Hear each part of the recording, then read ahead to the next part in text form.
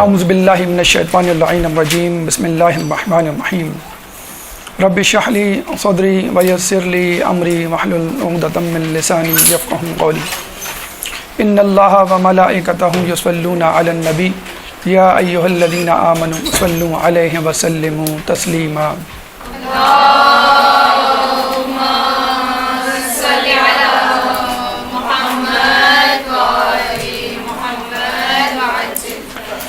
پچیس شوال ہمارے چھٹے امام امام جعفر صادق علیہ السلام کی شہادت.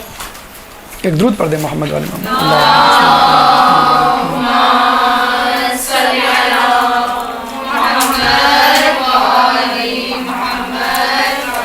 ایک روایت کے مطابق 15 شوال تاریخ شہادت ہمیں ملتی ہے. دیکھا جائے تو بی بی سیدہ سلام اللہ علیہ کی شہادت کی طرح چھٹے امام کی شہادت کی بھی 2 تاریخیں ہیں، اور اس میں کسی ابہام، اشکال، تردد یا کسی پریشانی کی ضرورت نہیں. دیکھا جائے جس طرح بی بی سیدہ کی 2 تاریخ شہادت کی صورت میں اللہ تعالیٰ نے ہمیں زیادہ سے زیادہ موقع فراہم کیا، یعنی 3 ہفتے کہ ہم بی بی سیدہ کا تذکرہ کریں، اور یہ پورا دور جو ہے پورے 3 ہفتے اور مدت جو ہے بی بی کی تاریخ، بی بی کی سیرت اور بی بی کے فضائل سنانے میں گزرتی ہے. اسی طرح 15 شوال سے اگر 25 شوال کے دن یعنی عشرہ جعفری کے حوالے سے منایا جائے اور امام جعفر کی سیرت اور ان کے علمی کارناموں اور ان کی اخلاقی پہلوؤں پہ گفتگو کی جائے تو کیا ہی اچھا ہو. اور یقیناً آپ اس بات کا استحقاق رکھتے ہیں کہ ان کے ماننے والے عشرہ کیا بلکہ عشرے ان کے علمی کارناموں اور ان کے فضائل پر جو ہے صرف کریں اور ان سے منسوب کارنامے لوگوں کے سامنے آشکار کریں. دوسری اہم بات اگر آپ غور کریں تو ہمارے چھٹے امام اور ائمہ کی بنسبت اغیار میں، اصحاب میں نہیں، اغیار میں زیادہ مشہور ہیں، بلکہ مذہب اہل بیت کے ماننے والوں کو جعفری کہا جاتا ہے. علوی، حسنی، رضوی، مہدوی نہیں کہا جاتا بلکہ جعفری کہا جاتا ہے. لیکن اگر آپ غور کریں کہ کیا وجہ ہے کہ ہمارا فقہ علوی، حسنی یا رضوی یا مہدوی کے نام سے نہیں بلکہ جعفری کے نام سے مشہور ہے، اور آپ یہ غور کریں کہ امام جعفر ہی کیوں مشہور ہیں اور دیگر امام کیوں نہیں مشہور ہوئے. لیکن اس سے پہلے کہ ہم یہ بات آپ کو بتلائیں کہ امام جعفر کیوں مشہور ہوئے، پہلے ہمیں ان ائمہ کی طرف توجہ دینی چاہیے کہ جو مشہور ہوئے. مثلا ہمارے پہلے امام امیر المومنین مولا کائنات اللہم صلی علی محمد وعلی محمد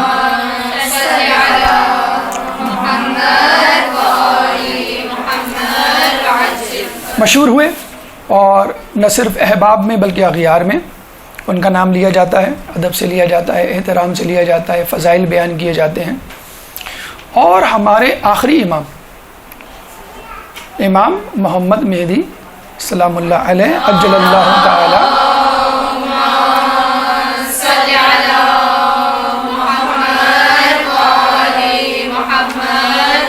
تو ہمارے پہلے امام زیادہ مشہور ہیں اغیار میں، اور آخری امام مشہور ہیں اغیار میں، اور یہ چھٹے امام جن کا تذکرہ انشاءاللہ ابھی ہونے جا رہا ہے مشہور ہیں.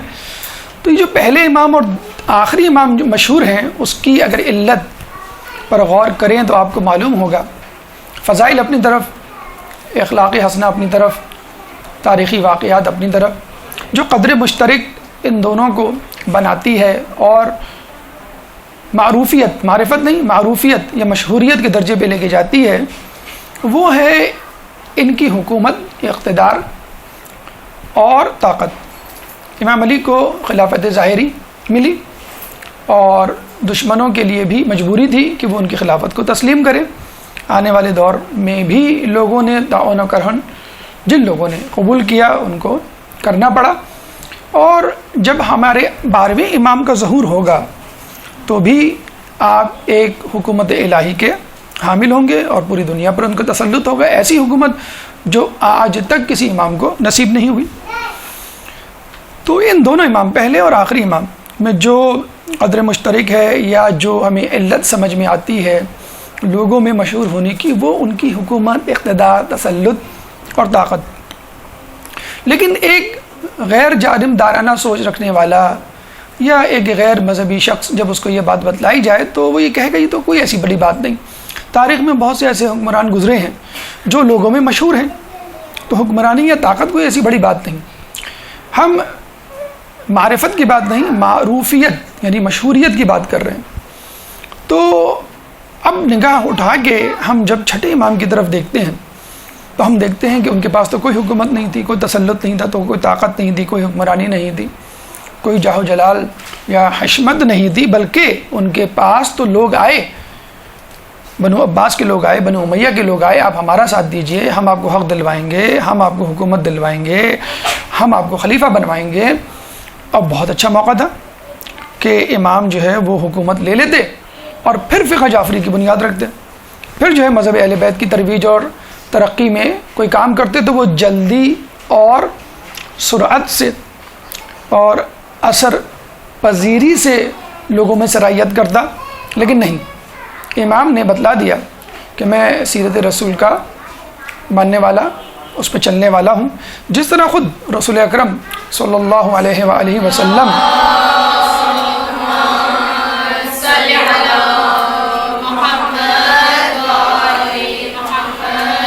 جس طرح رسول اکرم کو باقاعدہ پیشکش کی گئی اور کہا گیا کہ ہم آپ کو حکومت دیں گے مگر آپ یہ کام چھوڑ دیں، رسول حکومت لے لیتے، اور جب آدمی حاکم بن جاتا ہے تو کیسا معاہدہ، کیسا عہد، اور بڑے آرام سے اسلام کی ترویج و ترقی میں جو ہے وہ کام کرتے۔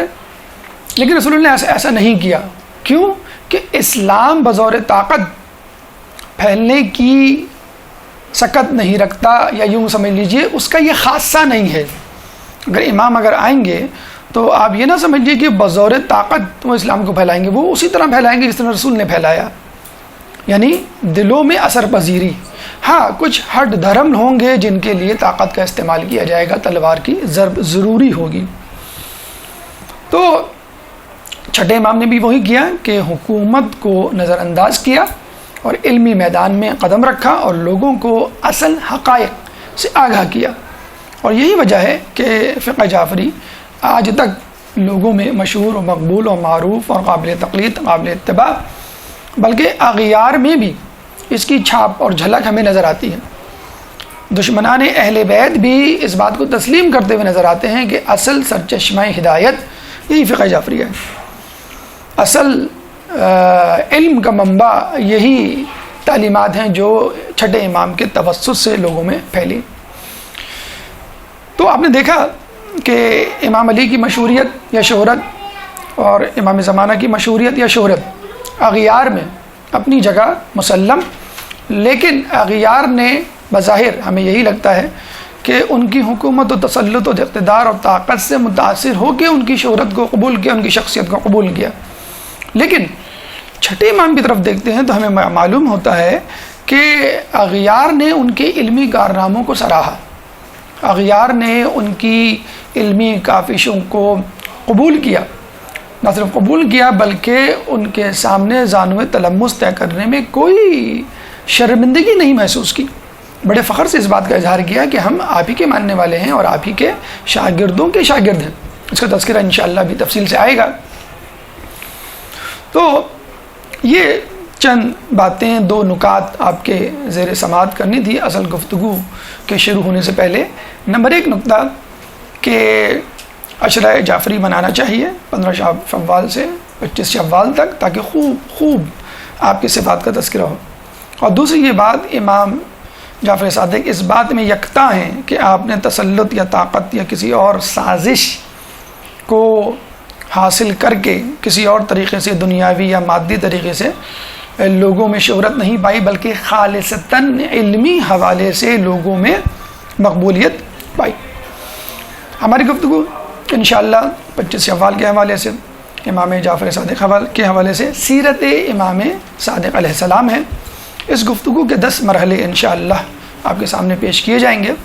پہلا مرحلہ مقدمے کا جو کہ گزر چکا، دوسرا مرحلہ تواریخ کا یعنی تاریخ ولادت، تاریخ شہادت، تیسرا مرحلہ اسمیات یعنی آپ کا نام، کنیت، القاب، تھوڑی سی تشریح، چوتھا مرحلہ خاندان، اہل خانہ، والد، والدہ، اولاد، چھٹا مرحلہ پانچواں مرحلہ علمی کارنامے جو کہ آپ کی فضیلت کا ایک اہم پہلو ہیں، خاصہ ہیں۔ چھٹا مرحلہ اخلاقی کمالات، علم کے ساتھ اخلاق میں کس درجے پر آپ فائز ہیں، اخلاق کی کیا معراج آپ کے اندر پائی جاتی ہے۔ ساتواں مرحلہ کرامات، اگر کسی شخص میں علم، اخلاق اور فضائل کے تمام پہلو نظر آئیں تو یقیناً اللہ تعالیٰ اس کا ہاتھ بن جاتا ہے، اس کے کان بن جاتا ہے، اس کی آنکھیں بن جاتا ہے، اور پھر کرامات کا ظہور ہوتا ہے۔ جب ایک عام انسان کے ساتھ ایسا ہو تو امام معصوم کے ساتھ کیوں نہیں ہو سکتا۔ تو ساتواں مرحلہ امام کے کرامات کے حوالے سے گفتگو کی جائے گی۔ آٹھواں مرحلہ بادشاہان وقت، امام کے دور میں کون بادشاہ تھے اور انہوں نے کس طرح امام کو تنگ کرنے کی کوشش کی، ذلیل کرنے کی، نعوذ باللہ رسوا کرنے کی کوشش کی، اور خود کس طرح ذلیل اور رسوا ہوئے۔ اور یہ اس لیے بھی ضروری ہے کہ تعرف الاشیاء بازدادہا، کہ اشیاء کو ان کی ضدوں سے پہچانو۔ اگر آپ امام کی معرفت تک نہیں پہنچ سکتے، جو کہ نہیں پہنچ سکتے، حقیقت میں کسی بھی امام کی حقیقی معرفت ہمارے لیے ممکن نہیں، تو ٹھیک ہے آپ ان کے دشمنوں کو دیکھ لیجئے اور اس کو الٹا کر دیجئے۔ ان کے دشمن رذالت، فاسقیت، گناہگاری، معصیت کے اعتبار سے پستیوں کی پستی میں ہیں، اور اس کو الٹا کر دیں تو ہمارے امام جو ہیں وہ فضائل کے اعتبار سے، علم کے اعتبار سے، اخلاق کے اعتبار سے بلندیوں کی بلندی پر ہیں۔ آٹھواں مرحلہ جیسے ہم نے بتایا بادشاہ نے وقت کا مختصراً تذکرہ ہوگا۔ نواں مرحلہ اصحاب کا، ایک رخ مذہب اہل بیت اور اہل بیت کے دشمنوں کا، دوسرا رخ مذہب اہل بیت کے ماننے والوں کا، مذہب اہل بیت کو پھیلانے والوں کا، آئمہ کے اصحاب کا، آئمہ سے محبت کرنے والوں کا اور ان کے لیے دم بھرنے والوں کا۔ تو نواں مرحلہ ہمارا اصحاب امام۔ آخری مرحلہ 10واں مرحلہ کلام آخر۔ اللہ تعالیٰ سے دعا ہے کہ ان تمام مراحل پر بخوش اسلوبی سے پرخلوص نیت کے ساتھ گزرنے کی توفیق عطا فرما، گفتگو کو، بحث کو سمجھنے کی توفیق عطا فرما، اور پھر ہم سب کو اس پہ عمل کرنے کی توفیق عطا فرما۔ ایک درود پڑھ دے محمد والے محمد پہ۔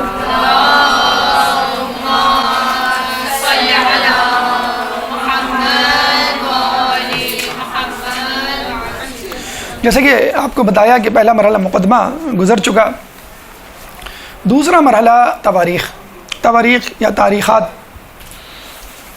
کو اگر ہم لیں تو تاریخ ولادت، آپ کی تاریخ ولادت 17 ربیع الاول 83 ہجری 83 ہجری 17 ربیع الاول 17 ربیع الاول جیسے ہی ہمارے ذہن میں آتی ہے فوراً ہی رسول اکرم صلی اللہ علیہ وآلہ وسلم، اللہم صلی علی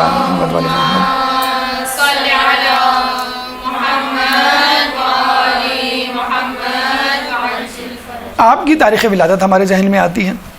تو گویا رسول اللہ نے اپنی ولادت میں چھٹے امام کو یاد رکھا اور اپنی شہادت میں دوسرے امام کو یاد رکھا، اور صرف تواریخ ہی نہیں، علم کا، ثقافت کا یا کسب معاش کا، کرامات کا، جو بھی پہلو آپ لیں کہیں نہ کہیں رسول کی سیرت آپ کو جھلکتی ہوئی نظر آئے گی۔ اولنا محمد و اوسطنا محمد و آخرنا محمد و کلنا محمد۔ عام لوگوں کے لیے تاریخ کی تطبیق ان کے اذہان کو متوجہ کرتی ہے، ارے یہ وہی تو ہیں جن کی تاریخ ولادت رسول کی تاریخ ولادت کے برابر، ارے یہ وہی تو ہیں کہ جن کی تاریخ شہادت رسول کی تاریخ ہونے، یہ وہی تو ہیں انہوں نے جو کارنامہ انجام دیا وہ رسول نے بھی انجام دیا، یہ وہی تو ہیں جن کا لقب صادق ہے اور رسول کا لقب بھی صادق تھا۔ دیکھا آپ نے؟ تو الحمدللہ ہمارے ائمہ میں نہ صرف رسول کی سیرت کی جھلک نظر آتی ہے بلکہ رسول سے پہلے جو انبیاء گزرے ہیں ان کی کرامات کی جھلک نہ صرف اماموں میں بلکہ ائمہ کے شاگردوں اور اصحاب میں بھی نظر آتی ہے، جس کا تذکرہ انشاءاللہ ابھی آگے آئے گا۔ 17 ربیع الاول آپ کی ولادت، جو کہ رسول اللہ کی بھی ولادت ہے، اور لطف دوبالا ہو جاتا ہے اگر دو خوشیاں ایک ساتھ آ جائیں، کہ دو اماموں کی دو معصوموں کی ولادت ایک ساتھ آ جائے تو آپ کی خوشیاں دوبالا ہو جاتی ہیں۔ ایک اور وجہ، ایک اور اہمیت اس 17 ربیع الاول کی، جو غالباً آپ نے توضیح المسائل میں بھی پڑھی ہوگی، کہ سال میں جو 4 اہم ترین دن ہیں جس میں روزے کی خصوصی طور پہ تاکید، ایک تو مستحب روزے ہیں 10ویں تاریخ کے بعد پہلا بدھ، پہلی جمعرات، آخری جمعرات، 13، 14، 15، اور اس کے علاوہ جو ایام ہیں ولادت، شہادت بھی اگر آپ روزے رکھیں وہ بھی استحباب، لیکن جو خاص تاکید 4 دنوں میں کی گئی ہے ان 4 دنوں میں یہ 17 ربیع الاول شامل ہے۔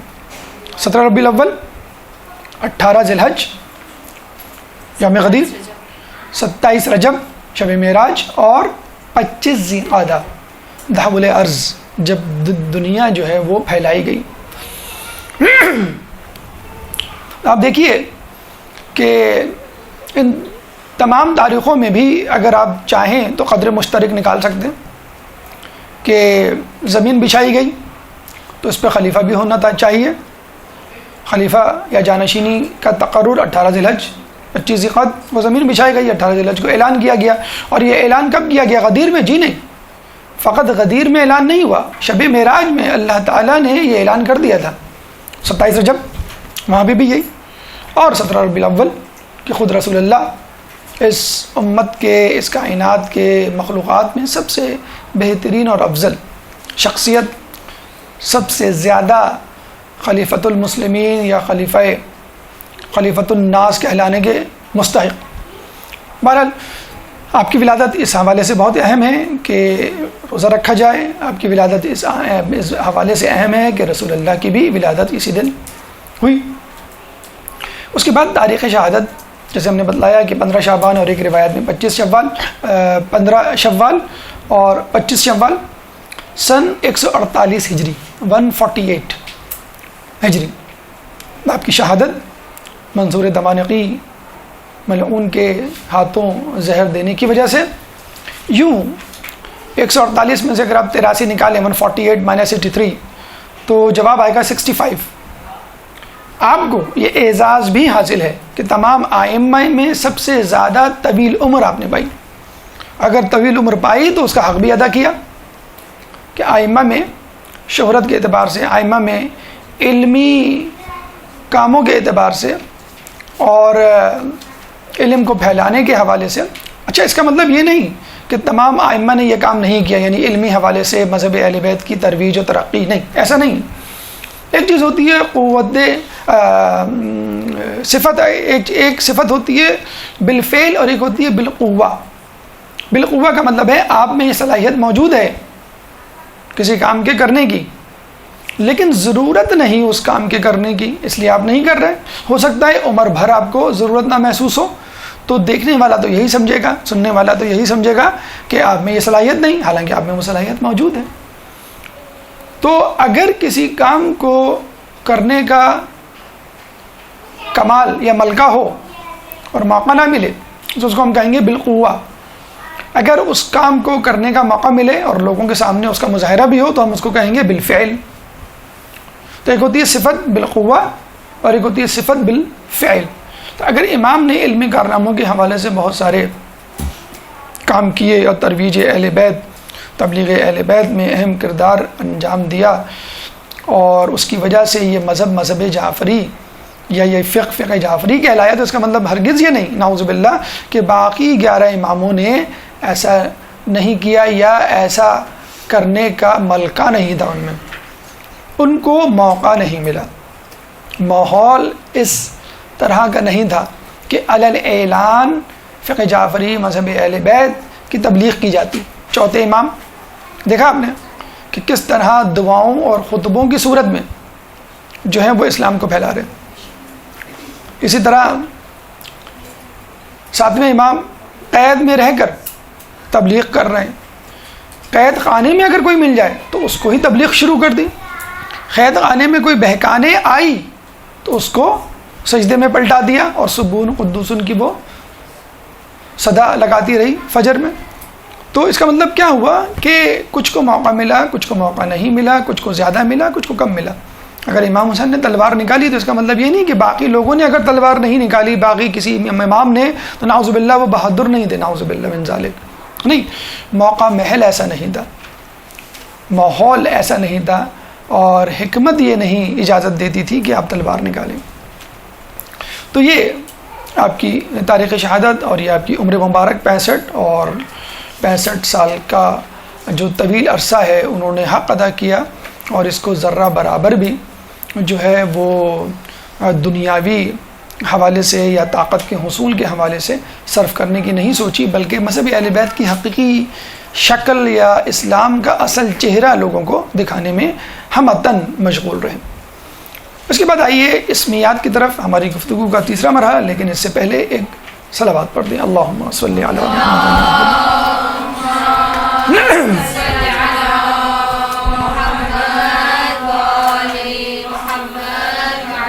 نام آپ کا جعفر، عربی میں اسم کے حوالے سے 3 اوزان ہمیں ملتے ہیں، ثلاثی مجرد یعنی 3 حرفوں پر مشتمل، رباعی مجرد 4 حرفوں پہ مشتمل، اور خماسی مجرد یعنی 5 حرفوں پہ مشتمل۔ تو جو 4 حرفوں پہ مشتمل اوزان ہیں وہ کم و بیش 5 یا 6 ہیں، جس میں پہلا وزن ہے جعفر، اور یہی امام کا نام ہے جعفر، جس کے معنی ہے نہر۔ اور یہ بھی روایتوں میں ملتا ہے کہ جنت میں ایک نہر کا نام جعفر ہے۔ ٹھیک، اس میں عام بھی ہو گیا، اس میں خاص بھی ہو گیا۔ اور علماء اعلام نے یہ نقطہ نکالا کہ جو لوگ مذہب اہل بیت کے ماننے والے ہیں، فقہ اہل بیت پر عمل پیرا ہیں، وہ گویا اس علمی دریا سے سیراب نہیں ہو رہے، بلکہ وہ اس بہشتی نہر کی طرف گامزن ہیں جو قیامت میں ان کی پیاس بجھانے کا سبب بنے گی۔ جس نے دنیا میں فقہ جعفریہ کی نہر یا دریا سے سیراب ہونے کا انتظام کیا، گویا اس نے اپنا سفر جنت کی نہر جعفر کی طرف جاری کیا، اور اس کا اختتام اسی نہر پہ ہوگا۔ تو علم کی نہر جعفر کا اختتام جنت کی نہر یعنی جعفر میں ہوگا انشاءاللہ تعالی۔ کنیت ابو عبداللہ، آپ کے صاحبزادے عبداللہ کے نام پر، لقب صابر، فاضل اور صادق۔ صادق لقب یقیناً بہت مشہور اور معروف ہے، اس میں نکتہ بھی ہے اور علت بھی ہے۔ نکتہ یہ ہے کہ گویا اللہ یہ بتلانا چاہ رہا ہے کہ دیکھو رسول تبلیغ سے پہلے ہی صادق اور امین مشہور ہو گئے، کہ اگر وہ کوئی بات کریں تو کوئی کہہ ہی نہیں سکتا کہ تم جھوٹ بول رہے ہو، تم جھوٹے ہو۔ عرب کا وہ معاشرہ جہاں پہ جھوٹ عام تھا، وہاں پہ اگر کوئی شخص کوئی اچھوتی بات کرے، ایسی بات کرے جو آنکھوں کو دکھائی نہ دے، کانوں کو سنائی نہ دے، جو اس سے پہلے لوگوں نے سنی نہ ہو، اور معاشرے کی ریت، روایات، ثقافت، ماحول، اصول و ضوابط و قوانین کے بالکل ضد ہو، تو یقیناً ایسے شخص کو جھوٹا کہنا چاہیے۔ لیکن امام کو جھوٹا نہیں کہا گیا، رسول کو جھوٹا نہیں کہا گیا، پہلے سے وہ صادق مشہور ہو گئے۔ اب 40 سال کے بعد اگر وہ کچھ کہتے ہیں تو اس کو جھٹلایا نہیں جا سکتا، کیونکہ وہ صادق ہیں۔ کس کے مطابق؟ اللہ کے مطابق؟ جی نہیں، عام لوگوں کے مطابق۔ اللہ کے نزدیک تو بدرجہ اولیٰ ہیں ہی، عام لوگ جو ان کے دشمن تھے وہ ان کو صادق کہا کرتے تھے۔ اب رسول کا لایا ہوا اسلام، رسول کا لایا ہوا نظریہ یقیناً سچ پر مشتمل ہوگا۔ چھٹے امام کی طرف آئیے کہ جب جھوٹ کا دورہ تھا، ایک طرف بادشاہان وقت اپنے فسق و فجور کو عین اسلام ثابت کرنے پہ تلے ہوئے تھے، دوسری طرف دنیا کے لوگوں کے بنائے ہوئے امام اور علماء سو اپنے آپ کو اسلام کا حقیقی ترجمان کہہ رہے تھے۔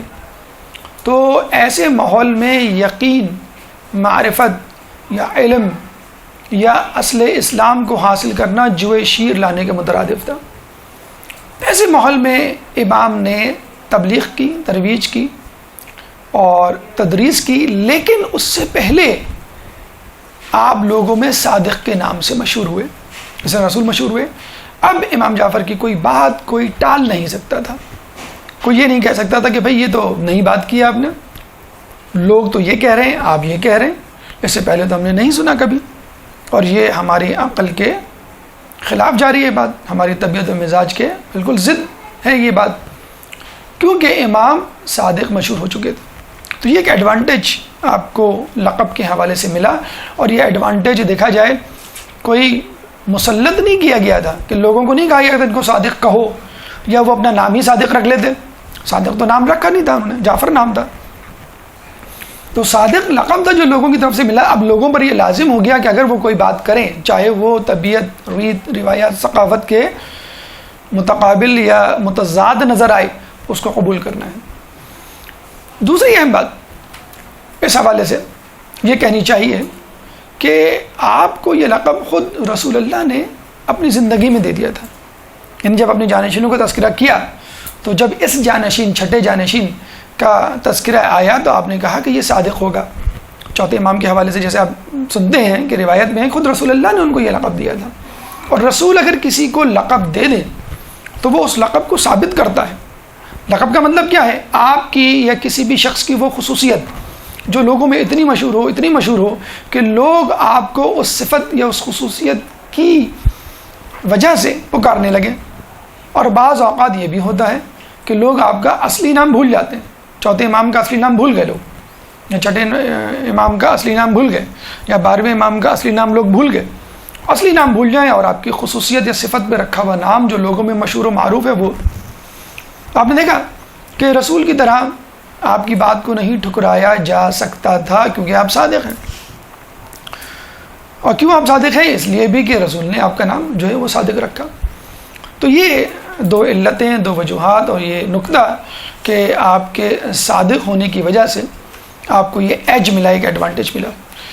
آگے چل کر 12ویں امام کی ولادت اور 11ویں امام کی شہادت کے بعد لوگوں کو ایک اور علت پتہ چلی کہ اس کی ایک وجہ یہ بھی, جیسے دیکھیں قرآن کی آیات کے کئی مفاہیم ہیں. ایک جگہ تو آیا کہ 70 ظاہری 70 باطنی مفاہیم ہیں. تو اسی طرح آئمہ کی کنیت, آئمہ کے القاب, آئمہ کی صفات, آئمہ کا کوئی بھی عمل, معصومین کا کوئی بھی عمل, اس میں بھی کئی پہلو نظر آتے ہیں. جیسے لقب کے حوالے سے ہم نے ایک پہلو دیا کہ اب آپ کی بات کو نہیں جھٹلایا جا سکتا. تو آپ دیکھیے کہ اب 11ویں امام کی جب شہادت ہوئی, 12ویں امام کی ولادت ہوئی, تو ایک شخص جو 11ویں امام کا چچا تھا اس نے دعویٰ امامت کر دیا. کیوں؟ کہ 12ویں امام غیبت میں چلے گئے تھے. اور دعویٰ امامت میں وہ شخص اتنا آگے بڑھا کہ 11ویں امام کی نماز جنازہ پڑھنے کے لیے سبقت کی, یعنی جو ہے وہ آپ کی نماز جنازہ پڑھانے لگا. اور ہمارے یہاں یہ اصول ہے, نظریہ ہے کہ گزرے ہوئے یا شہید ہوئے مرحوم امام کی نماز جنازہ آنے والا امام پڑھاتا ہے. بلکہ اب تو یہ طریقہ کار علماء میں بھی رائج ہو گیا کہ اگر عالم دین یہ سمجھتا ہے یا مرجع یہ سمجھتا ہے کہ میرے بعد فلاں قابل تقلید ہے یا قابل اتباع ہے یا رہنمائی کے قابل ہے میرے بعد, تو وہ وصیت کر دیتا ہے کہ میری نماز جنازہ فلاں پڑھائیں. جسے آغا سیستانی کے حوالے سے ہمیں ملتا ہے کہ آغا خوئی نے مرنے سے پہلے خواہش کا اظہار کر دیا تھا کہ آغا سیستانی میری نماز جنازہ پڑھائیں. بہرحال تو 11ویں امام کی شہادت کے بعد جب 12ویں امام غیبت میں گئے, اچھا وہ 5 سال کی عمر تھی جب غیبت میں گئے, تو نماز جنازہ کون پڑھائے؟ تو آپ کو معلوم ہے حضرت موسیٰ علیہ السلام کے زمانے میں سامری تھا جسے موسیٰ علیہ السلام کی غیبت 30 دن یا 40 دن کی غیبت سے فائدہ اٹھایا تھا اور کہا تھا کہ میں ہوں نبی اور میرا بچڑا بنایا ہوا بچڑا جو ہے وہ تمہارا خدا ہے, موسیٰ کا خدا نہیں ہے, موسیٰ نبی نہیں ہے, میں ہوں. ٹھیک ہے, غیبت سے فائدہ اٹھایا. اسی طرح جعفر نامی شخص نے, جو کہ اب کچھ کہہ بھی نہیں سکتے تھے, لوگ بھی پریشان تھے. کیوں؟ کہ وہ حقیقی چچا تھا, امام حسن عسکری علیہ السلام کا بھائی. وہ آگے بڑھا اور اس نے جو ہے نماز جنازہ پڑھانے کی کوشش کی. تو امام پردہ غیبت سے فوراً آئے اور ان کا دامن پکڑ کے کھینچا اور خود آگے بڑھے اور نماز جنازہ پڑھائی اور فوراً غائب ہو گئے. یہاں سے پتہ چلا کہ وہ شخص جس کا نام جعفر تھا جھوٹا تھا, دعویٰ امامت غلط کیا تھا. وہاں سے اس کا نام پڑ گیا جعفر کذاب. جب کبھی جعفر کی بات ہوتی تو لوگ پوچھتے بھائی تم کس جعفر کی بات کر رہے ہو؟ جعفر صادق کی بات کر رہے ہو، جعفر کذاب کی بات کر رہے ہو؟ تو بات کی جاتی کہ ہاں یہ جعفر صادق کی بات ہو رہی ہے، ورنہ یہ بھی ہو سکتا تھا کہ کچھ لوگ روایتیں بنا کر جعفر کذاب کی طرف جوڑ دیتے اور کذاب نہ لگتا نام کے آگے تو وہ سمجھتے لوگ کہ شاید جعفر صادق کی روایت ہے۔ تو ایک علت اتنا عرصہ گزرنے کے بعد 11ویں امام کی شہادت کے بعد سامنے آئی کہ واقعی اللہ کے رسول نے اگر ان کا لقب منتخب کیا تو صحیح کیا، واقعی اگر ان کا لقب صادق تھا تو ہمارے گمراہ ہونے کے امکانات معدوم ہو گئے، ختم ہو گئے۔ ہمیں پتہ چل گیا کہ اصل صادق کون ہے اور نقلی صادق کون ہے۔ ایک درود پڑھ دے محمد والے محمد میں۔ اللہم صلی علی محمد۔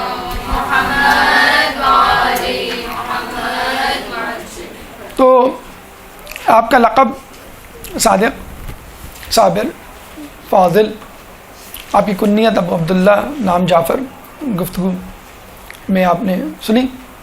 اب آئیے اہل خانہ یا خاندان کی طرف، ہماری گفتگو کا چوتھا مرحلہ۔ والد، ہمارے یہاں ہر امام کے والد سابق امام ہوا کرتے ہیں، تو چھٹے امام امام جعفر صادق کے والد پانچویں امام امام باقر علیہ السلام۔ والدہ ام فروہ، تذکرہ کرنا اس لیے ضروری ہے کہ ان کے خاندان کی طرف اگر ہم جائیں تو جسے کہتے ہیں کہ بھویں تھوڑی سی اوپر ہو جائیں گی، باتیں پہ شکنیں آ جائیں گی، لیکن جب آپ حال احوال سنیں گے تو آپ حیران ہوں گے کہ بھئی وَتَخْرُجُ الْمَيَّ مِنَ الْحَيِّ وَتَخْرُجُ الْمَيَّ مِنَ الْحَيِّ والی جو ہے صورتحال ہے کہ اللہ تعالیٰ بے جان سے جاندار کو، جاندار سے بے جان کو نکالتا ہے۔ اللہ جو ہے غلط لوگوں میں صحیح لوگ اور صحیح لوگوں میں غلط لوگ پیدا کر دیتا ہے۔ ام فروہ بنت قاسم بنت محمد بن ابی بکر، ام فروہ بنت قاسم، قاسم کی بیٹی۔ قاسم کون؟ اپنے زمانے میں 7 عظیم فقہا میں ان کا شمار ہوتا تھا۔ کون قاسم؟ بنت ابن قاسم ابن محمد، محمد کی بیٹی۔ کون محمد؟ محمد بن ابی بکر، پہلے خلیفہ کے بیٹے، جن کے بارے میں حضرت علی کہا کرتے تھے کہ یہ پہلے خلیفہ کے صلب سے ہے لیکن میرا بیٹا کہلانے کا حقدار ہے۔ کیوں؟ کہ پہلے خلیفہ کے دوستان، حمایتان اور جانثاران علی کے مقابل کھڑے ہوا کرتے تھے، اور محمد بن ابی بکر پہلے خلیفہ کے بیٹے ہونے کے باوجود علی کے ساتھ کھڑے ہوا کرتے تھے۔ جنگ صفین، جنگ جمل، اس کے علاوہ جتنی بھی جنگیں ہوئی، جنگ جمل میں، ہاں جنگ صفین نہیں، جنگ جمل، کیونکہ جنگ جمل میں ہی ان کی شہادت ہوئی۔ جنگ جمل میں جو ان کی شہادت ہے وہ سننے کے قابل ہے کہ حاکم شام نے محمد بن ابی بکر کو زندہ گدھے کی کھال میں سی کر جلا دیا تھا۔ اتنی سخت سزا اور موت سے ہمکنار کیا، کس لیے؟ شیعان علی یا علی کا دم بھرنے کی وجہ سے۔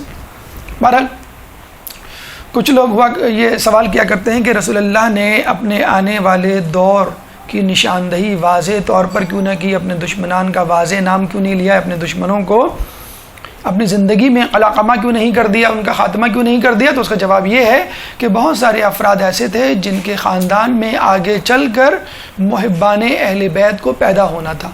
محمد بن ابی بکر یا جناب قاسم یا جناب ام فروہ اس کی بہترین مثال ہے۔ ایک درود پڑھ دے محمد والے محمد میں۔ اللہم صلی علی محمد۔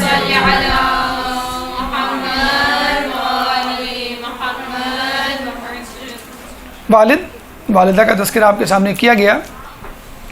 اولاد 10 اولادیں ہیں شیخ مفید کی تحقیق کے مطابق۔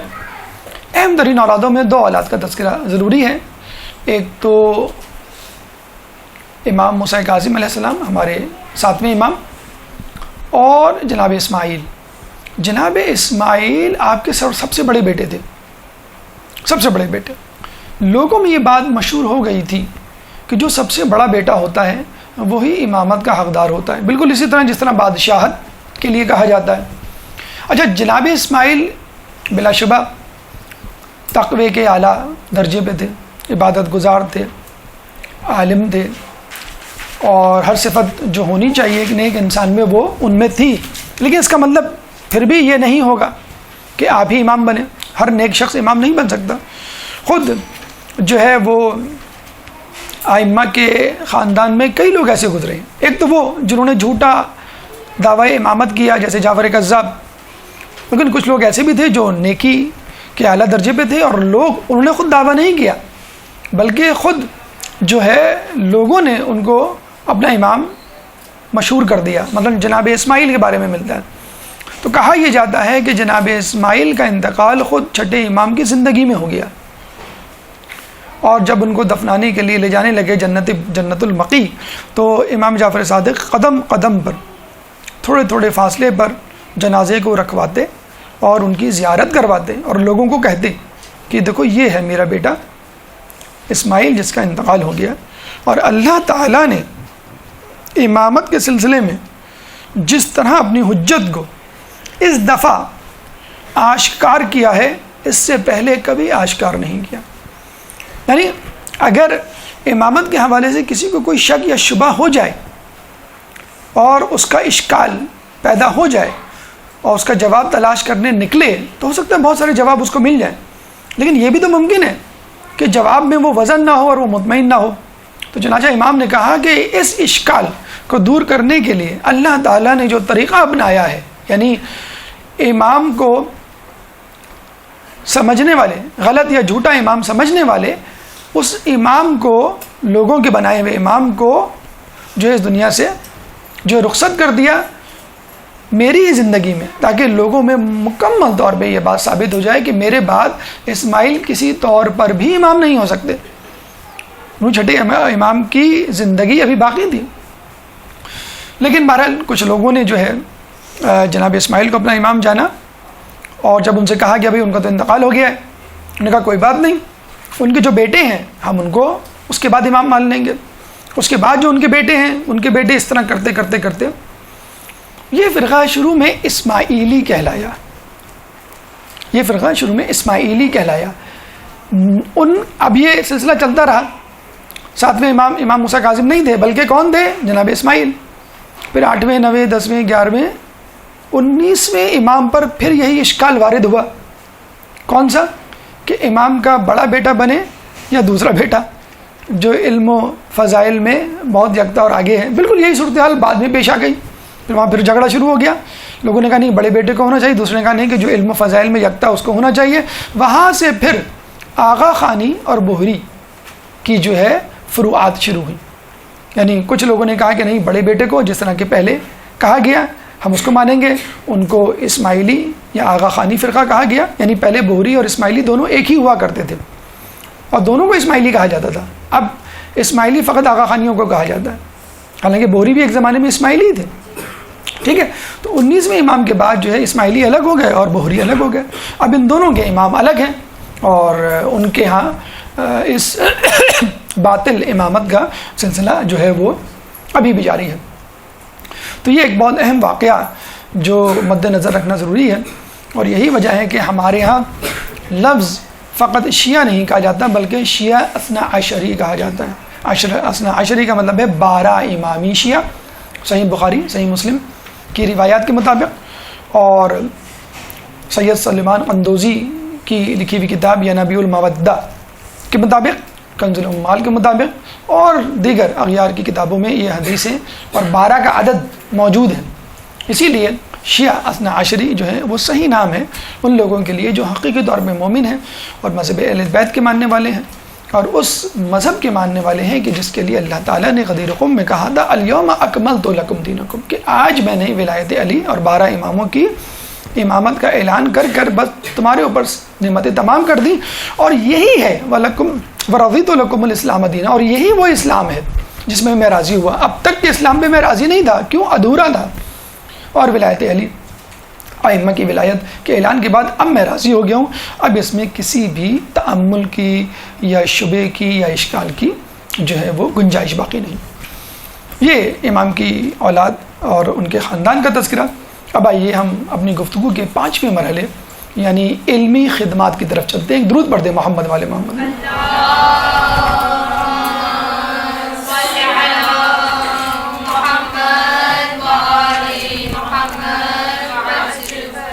علمی کارنامے کے حوالے سے آپ کے یہاں گفتگو ہو چکی، اس سے پہلے بھی اور انشاءاللہ آئندہ بھی ہوگی۔ بہت تفصیل میں ہم نہیں جا سکتے کیونکہ یہ خود ایک الگ موضوع ہے۔ کوشش ہم نے یہ کی تھی، ارادہ ہمارا یہ تھا پہلے کہ کسی ایک پہلو پہ امام کی روشنی ڈالی جائے اور اس کو لے لیا جائے، کیونکہ تمام پہلوؤں پہ روشنی ڈالنا ذرا مشکل کام ہے ایک نشست میں، ایک دن میں۔ لیکن پھر یہ ذہن میں خیال آیا کیونکہ پہلی مرتبہ ہم چھٹے امام کی سیرت پہ گفتگو کر رہے ہیں تو کیوں نہ ان کی سیرت کا ایک اجمالی خاکہ آپ کے سامنے پیش کیا جائے۔ اس کے بعد انشاءاللہ اللہ تعالیٰ نے توفیق دی، وقت ملا، فرصت ہوئی تو الگ الگ پہلوؤں پر گفتگو کی جائے گی۔ مثلا علمی کارنامہ خود ایک پہلو ہے، فقہ جعفریہ خود ایک پہلو ہے، پھر امام کے حوالے سے جو علمی انکشافات ہیں، سائنسی انکشافات ہیں، وہ خود ایک اپنا علمی پہلو ہے۔ بہرحال علمی کمالات پر گفتگو کرنے سے پہلے اس زمانے کا درک ہونا چاہیے کہ جس زمانے میں امام پیدا ہوئے، جس زمانے میں امام نے شہادت پائی۔ 83 ہجری سے لے کر 148 ہجری کا وہ ایک یونیک یکتا دور ہے کہ جس میں بنو امیہ کی سلطنت بنو عباس کی سلطنت میں ٹرانسفارم ہوئی۔ فقط نام بدلا، کام نہیں بدلا۔ یعنی جو مظالم بنو امیہ نے ڈھائے، جو آئیڈیالوجی، جو نظریہ بنو امیہ نے اپنایا، وہی آئیڈیالوجی، وہی نظریہ بنو عباس نے بھی آزمایا، اپنایا اور اس کو لوگوں میں پھیلایا۔ جب بنو امیہ کا آخری حکمران آیا تو اس نے امام کو یہ آفر کی کہ آپ ہمارے ساتھ مل جائیں۔ اس کے بعد بنو عباس کے کچھ لوگ جو کہ رسول اللہ کے چچا حضرت عباس باوفا نہیں، حضرت عباس جو رسول اللہ کے چچا تھے، ان کے خاندان سے تعلق رکھنے والے افراد رسول امام کے پاس آئے، کہنے کہ آپ ہمارا ساتھ دیجئے، ہم اہل بیت پر ہونے والے مظالم کا بدلہ لیں گے، انتقام لیں گے۔ امام نے انکار کر دیا دونوں کو، کیونکہ امام کے ذہن میں تھا کہ حکومت سے مذہب اہل بیت کو نہیں پھیلایا جا سکتا، دلوں کو جیتنا ہے، جسموں پر حکومت نہیں کرنی۔ اب ہوا یہ، جب دونوں افراد امام سے مایوس ہو گئے تو انہوں نے خود ہی اپنے طور پر مسئلے کو حل کرنے کی کوشش کی، طاقت کے زور پہ۔ سازشوں کا دور دورہ تھا، فتنوں کا دور دورہ تھا، لڑائی جھگڑا، فتن و فساد۔ تو لوگ صرف یہ دیکھتے تھے کہ آپ کون ہیں، آپ بنو امیہ سے تعلق رکھتے ہیں یا بنو عباس۔ بنو امیہ سے تعلق رکھتے ہیں تو بنو عباس آپ کو نہیں چھوڑیں گے، اور اگر آپ کا تعلق بنو عباس سے ہے تو بنو امیہ کے لوگ آپ کو قتل کر دیں گے۔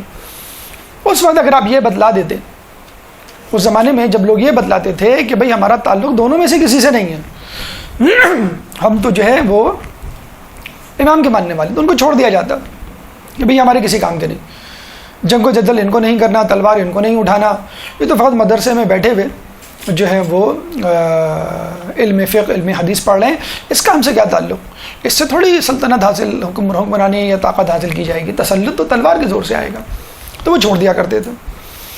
اب اس میں امام کو آپ یہ دیکھ لیجئے کہ جسے یہ سمجھ لیجئے کہ کسی کو پانی میں ڈبویا جا رہا ہو، غرق کیا جا رہا ہو، اور تھوڑی دیر کے لیے اس کو چھوڑ دیا جائے اور اس کی سانس بحال ہو اور وہ سمندر کی سطح سے اوپر آئے، تو وہ جو کچھ کر سکتا ہے اپنی بقا کے لیے یا کسی کام کو جو انجام دینا چاہتا ہے وہ کرے گا۔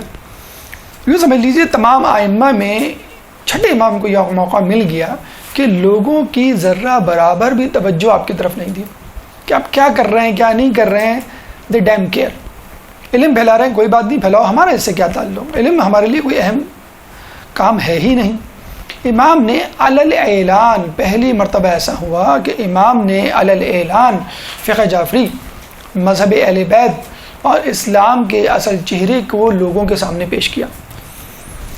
فائدہ اس زمانے میں فقط امام کو نہیں ہوا بلکہ امام کے ماننے والوں کو ہوا، اور سب سے بڑھ کر ایک عجیب فائدہ ان لوگوں کو ہوا کہ جو امام کو مانتے تو تھے لیکن ڈر خوف کی وجہ سے امام کی طرف رجوع نہیں کرتے تھے۔ کسی کو پتہ چل گیا تو کیا ہوگا؟ کچھ لوگ تھے، ابھی بھی آپ کو کچھ لوگ ایسے مل جائیں گے، ابھی جو ہے ہمارے ہاں جو ہے مذہب اہل بیت کا فرمان جاری ہو جائے حکومت پاکستان میں، آپ دیکھیے لوگ کس طرح کھچے کھچے آپ کی طرف چلے آئیں گے. تو کچھ لوگ تو ہوا دیکھ رہے ہوتے ہیں نا، نقصان دیکھ رہے ہوتے ہیں. بہت سارے لوگ کہ جو اغیار میں سے تھے، مذہب اہل بیت کے ماننے والے تھے، نہیں تھے، انہوں نے بھی فائدہ اٹھایا. اور امام سے آ کے دیکھیں، بنیادی اصول تو وہی ہے، بنیادی اصول تو یہی ہے کہ مثلا روزہ کیسے رکھا جائے گا؟ بھئی یہ طلوع آفتاب سے غروب آفتاب یا فجر سے لے کے مغرب دونوں جگہ یہی اصول ہے. لیکن اب مغرب یا رات یا غروب آفتاب کسے کہیں گے، اس پر بحث ہے. اب یہاں آ کر 10 منٹ 12 منٹ کا جو ہے وہ جھگڑا شروع ہو جاتا ہے کہ اتم الصیام الی اللیل، تو لیل کا کیا مطلب ہے، رات کسے کہتے ہیں، وغیرہ وغیرہ. تو ان لوگوں نے بھی امام کی طرف رجوع کیا کہ جو لوگ امام سے علم حاصل کرنا چاہتے تھے لیکن کمزوری ایمان یا نقصان کے خدشے کے باعث امام کی طرف رجوع نہیں کرتے تھے، اور وہ لوگ بھی آنے لگے.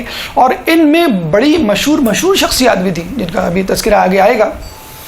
اچھا یہ سنیے، یہ دیکھیے کہ کیا امام کی کوشش تھی، کاوش تھی، کیا توفیق خداوندی تھی، کیا ماشاءاللہ ان کی سرگرمی تھی کہ کتنے لوگ ان کے پاس آئے. کوئی میچ ہی نہیں ہے ان کے اسٹوڈنٹس کی کاؤنٹنگ کا ایز کمپیئر ٹو ادر امام.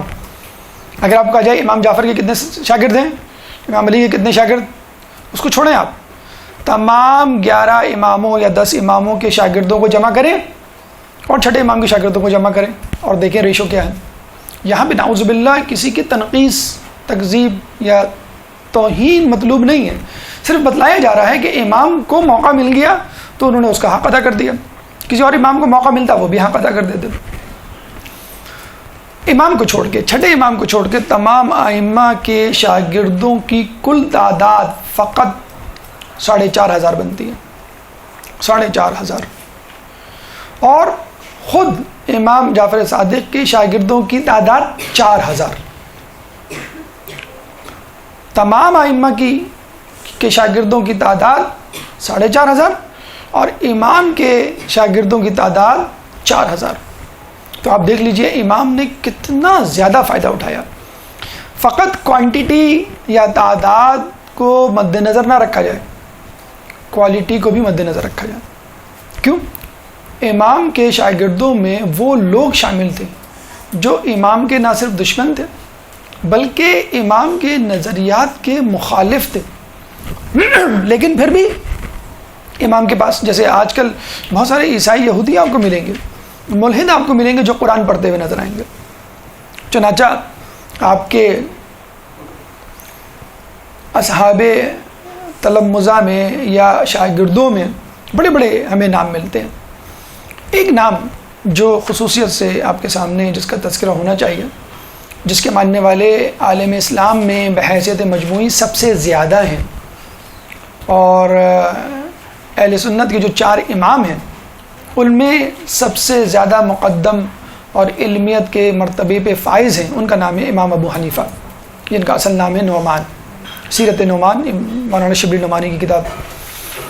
امام ابو حنیفہ ہمارے 5ویں امام کے پاس اکثر آیا کرتے تھے علم حاصل کرنے.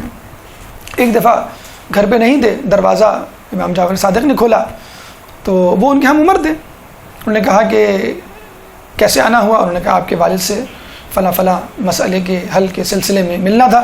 کہا والد تو نہیں ہے، آپ مجھ سے سوال پوچھ لیں. تو وہ مسکرائے، کہیں گے آپ کیسے جواب دیں گے؟ آپ سوال تو پوچھیں. انہوں نے سوال پوچھا، انہوں نے تفصیل سے جواب دینا شروع کیا. وہ حیران ہو گیا. اب ان کا یہ وتیرہ بن گیا، طریقہ بن گیا کہ اگر 5ویں امام نہیں ملتے تو وہ چھٹے امام کے پاس آ جاتے. اچھا تھے دونوں ہم عمر، تقریباً کنٹمپریری، ہم عصر جسے کہتے ہیں. بعد کے لوگوں کو یہ بات ہضم نہیں ہوئی کہ یہ کیسے ممکن ہے کہ ایک شخص اپنے ہم عمر، اپنے ہی جیسے فرد سے، اپنے ہی جیسے تو نہیں کہنا چاہیے، عمر کے اعتبار سے ایک جیسی عمر کے لوگ اپنے استاد اور شاگرد کیسے بن سکتے ہیں. حالانکہ امام ابو حنیفہ کا یہ جملہ تاریخ میں مشہور ہے، لولا سنتین لہلک نعمان. اگر وہ 2 سال نہ ہوتے تو نعمان ہلاک ہو جاتا. کون نعمان؟ ابو حنیفہ. ابو حنیفہ اصل میں ان کی کنیت تھی، اور کنیت بیٹے کے نام پر ہوتی ہے. حنیفہ ان کی بیٹی کا نام تھا، اور وہ اس لیے کہ ایک مسئلہ انہوں نے حل کر دیا تھا تو وہ بڑے خوش ہوئے تھے اور کہا کہ آج سے میں تمہاری کنیت پہ پہچانا چاہوں گا، تو انہوں نے اپنا نام اپنی کنیت جو ابو حنیفہ کر دیا. بہرحال وہ بھی ایک مسئلہ ہے. کیا مسئلہ تھا، کیا جواب تھا، انشاءاللہ کبھی تفصیل ہوئی تو آپ کے سامنے پیش کریں گے. لولا سنتین لہلک نعمان لولا علی لہلک عمر. اگر چاہیں تو ایک شعر بن سکتا ہے ایک ترتیب ایک لحن کے ساتھ. تو آپ دیکھیے کہ ہمارے پہلے امام کے لیے بھی خلیفہ وقت اور اس دور کے لوگ آپ کے در پہ آیا کرتے تھے اور آپ سے مسئلے پوچھا کرتے تھے، اور چھٹے امام کے دور میں بھی لوگ آپ کے پاس آتے تھے، حالانکہ آپ کی آئیڈیالوجی سے متفق نہیں تھے، پھر بھی آپ سے علم حاصل کرتے تھے. اس بات کو وہابی مکتبہ فکر کے سب سے بڑے عالم دین ابن تیمیہ عبد الوہاب کو کہا جاتا ہے. وہ موجد تھا، لیکن اس کے بعد جو تدوین کی گئی، کتابیں لکھی گئیں، تحریر کی صورت میں اس فرقے کو پھیلایا گیا، وہ ابن تیمیہ. تو ابن تیمیہ نے صاف اس کا انکار کیا ہے اور یہ کہا ہے کہ بھئی امام جعفر امام ابو حنیفہ دونوں ہم عصر تھے، ایک عمر کے تھے. تو میں نہیں مانتا کہ ایک استاد ایک شاگرد، یعنی امام جعفر استاد اور امام ابو حنیفہ جو ہیں وہ شاگرد. اس بات کو ہم نہیں کہہ رہے. شبلی نعمانی نے اپنی کتاب سیرت نعمان میں صفحہ نمبر 36 میں لکھا ہے. کیا لکھا ہے؟ یہ ہمارے الفاظ نہیں، خود شبلی نعمانی کے الفاظ ہیں، بہت بڑے مورخ اہل سنت کے. وہ لکھتے ہیں کہ یہ شبلی نعمانی کے الفاظ میں دہرا رہا ہوں آپ کے سامنے. یہ ابن تیمیہ کی گستاخی اور خیرہ چشمی ہے. یہ جو ریمارکس دیے تھے ابن تیمیہ نے کہ دونوں ہم عصر ہیں اور دونوں شاگرد استاد کا درجہ تعلق نہیں رکھ سکتے، اس بات پہ جو کمنٹ دیا ہے، تبصرہ دیا شبلی نعمانی نے، کیا دیا ہے کہ یہ ابن تیمیہ کی گستاخی اور خیرہ چشمی ہے. کہاں ابو حنیفہ اور کہاں اہل بیت؟ علم فقہ، علم حدیث، غرض ہر علم کا سرچشمہ اہل بیت ہیں، اور اہل بیت سے زیادہ اہل بیت سے متعلق علم کو اس کے گھر والوں سے زیادہ کون جان سکتا ہے؟ یعنی یہ سارے علوم اہل بیت سے نکلے ہیں، اور اس علم سے سب سے زیادہ اگر کوئی واقف ہونے کا سزاوار ہے تو وہ شخص ہے جو خود اہل بیت کا حصہ ہے، یعنی کہ امام جعفر امام باقر. اور یہ جو ہے پورا صفحہ ان کا جو ہے اس کتاب سیرت نعمان میں موجود ہے، جس میں انہوں نے باقاعدہ اعتراف کیا ہے. تو آپ اس سے بھی فقہ جعفری، فقہ حنفی یا دیگر فقہ کا کمپیریزن یا تقابل جو ہے وہ اندازہ لگا سکتے ہیں. تو اگر ہمارے علماء میں سے اکثر یہی کہا، کبھی جب امام جعفر کا تذکرہ کرتے تھے تو وہ کہتے تھے کہ جب دوسروں تک بات پہنچانی ہو کہ استاد ابو حنیفہ جناب امام جعفر صادق علیہ السلام کی آج شہادت ہے مثلا. بہرحال اس کے علاوہ اور بہت سارے ہمیں مثلا محمد بن مسلم کے حوالے سے واقعہ ملتا ہے کہ رات میں کسی شخص نے محمد بن مسلم سے آگے کوئی مسئلہ پوچھا تو محمد بن مسلم جو کہ امام جعفر کے صحابی تھے، شاگرد تھے، انہوں نے کہا اتنی رات گئے تک تم میرے پاس کیوں آئے اور کس نے تم کو بھیجا؟ تو انہوں نے بتایا بھائی مجھے فلاں نے بھیجا ہے. اور جب امام محمد بن مسلم دوسرے دن مسجد میں گئے تو پتہ چلا کہ جس کا نام لیا گیا تھا وہ شخص ممبر پہ بیٹھ کے کہہ رہا ہے اقول قال رسول اللہ اقول، یعنی رسول اللہ نے یہ کہا اور میں یہ کہتا ہوں. اور انہوں نے جو ہے وہ بات، وہ مسئلہ، وہ حل جو کہ امام جعفر صادق نے بیان کیا تھا رات کے وقت اس شخص کو، وہ مسئلہ اپنے نام سے بیان کر دیا. تو یہ بہرحال ہوا کہ ائمہ اور اہل بیت کے بہت سارے مسائل، بہت سارے اقوال، بہت ساری فضیلتیں جو ہیں وہ دوسروں کے نام کر دی گئیں. یہ بھی ایک تاریخ کا ایک موضوع ہے کہ کس طرح تاریخ میں خیانت کی گئی، اور یہ خیانت ہی ہے جس کی وجہ سے بہت سارے لوگ حقائق تک نہیں پہنچ پا رہے. ایک نام جابر بن حیان کا ہے کہ جو امام کے جاننے والے، ماننے والے، اور اس حوالے سے بھی یکتا و یگانہ کے علم کیمیا کہ ان کو دسترس تھی. بہت سارے علوم، بہت سارے فارمولے، بہت سارے کلیات ابھی بھی علم کیمیا میں انہی کے چل رہے ہیں. لیکن چونکہ وہ پرانے نظریات تھے، ان کا کوئی باقاعدہ نام نہیں تھا، تو لوگوں نے اپنے اپنے نظریات اپنے اپنے ناموں سے ان کو آگے فارورڈ کر دیا. اور ہم جو کہ انگریزوں کے مغربی افکار کے غلام ہیں، ہم ہر اچھی بات یا ترقی پسند نظریہ جو ہے وہ اغیار سے جو ہے جوڑ دیتے ہیں کہ اس کا ہمارا نعوذ باللہ ہمارے سے کوئی تعلق نہیں. اچھا، فقہ جعفری آپ نے سنا کہ امام کے نام سے فقہ چلا اور فقہ جعفری جو ہے وہ مشہور ہوا. تو کیا امام نے فقط فقہ میں دسترس حاصل کی اور لوگوں کو اس طرف بلایا اور اس طرف دعوت دی؟ ایسا نہیں. امام نے ہر جگہ ہر شعبہ علم میں اپنے علمی کمالات کا مظاہرہ کیا، چاہے وہ علم فقہ ہو، چاہے وہ علم طب ہو، چاہے وہ علم فلسفہ ہو، چاہے وہ ملحدین کا کوئی نظریہ ہو. غرض ہر معاملے میں امام نے جو ہے وہ میدان مارا ہے. اس کی تفصیل ایک 5 منٹ کے وقفے کے بعد انشاءاللہ آپ کے سامنے پیش کریں گے کہ کس طرح امام نے فقہ جعفریہ کے علاوہ یا علم دین کے علاوہ دیگر شعبوں میں اپنی قابلیت کا سکہ جمایا. ایک درود پڑھ دیں محمد والے محمد پر. اعوذ باللہ من الشیطان اللعین الرجیم، بسم اللہ الرحمن الرحیم. گفتگو کا سلسلہ ہم وہیں سے شروع کرتے ہیں. ہماری گفتگو کا 5واں مرحلہ جاری تھا اور اس میں ہم نے علمی کمالات کا تذکرہ شروع کیا تھا. اس دور کے بارے میں بتلایا کہ جب امام نے علم کی ترویج و ترقی کی اور یہ کیوں کر ممکن ہوا. اس کے بعد ہم نے یہ کہا کہ نہ صرف یہ کہ فقہ جعفریہ کی بنیاد رکھی بلکہ علم دین، علم فقہ کے علاوہ جو شعبہ جات تھے اس میں بھی امام نے کمال کا مظاہرہ کیا. مثلا امام کو منصور توانقی نے اپنے دربار میں بلایا اور ہندی طبیب کو آپ کے سامنے کر دیا. اس زمانے میں انڈیا یا ہند طب کے اعتبار سے بالکل ایسا ہی تھا جیسے آج کل ایران اور عراق علم دین کے اعتبار سے، یا امریکہ اور انگلینڈ سائنس کے اعتبار سے.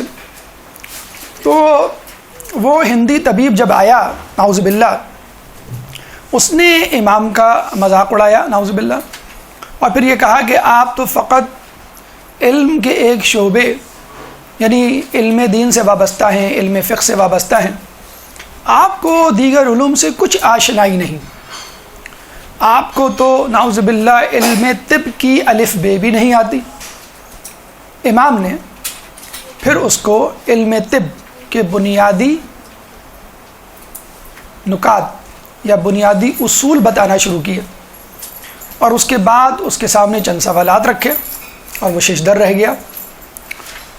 امام نے علم طب کے جو بنیادی اصول اس کو بتائے وہ آپ دیکھیے کہ آج تک میڈیکل سائنس میں وہ ذرعی اصول یا بنیادی کلیات کی حیثیت اختیار کر گئے ہیں. مثلا امام نے کہا کہ تم کسی بیماری کا علاج اس کی ضد سے کرو.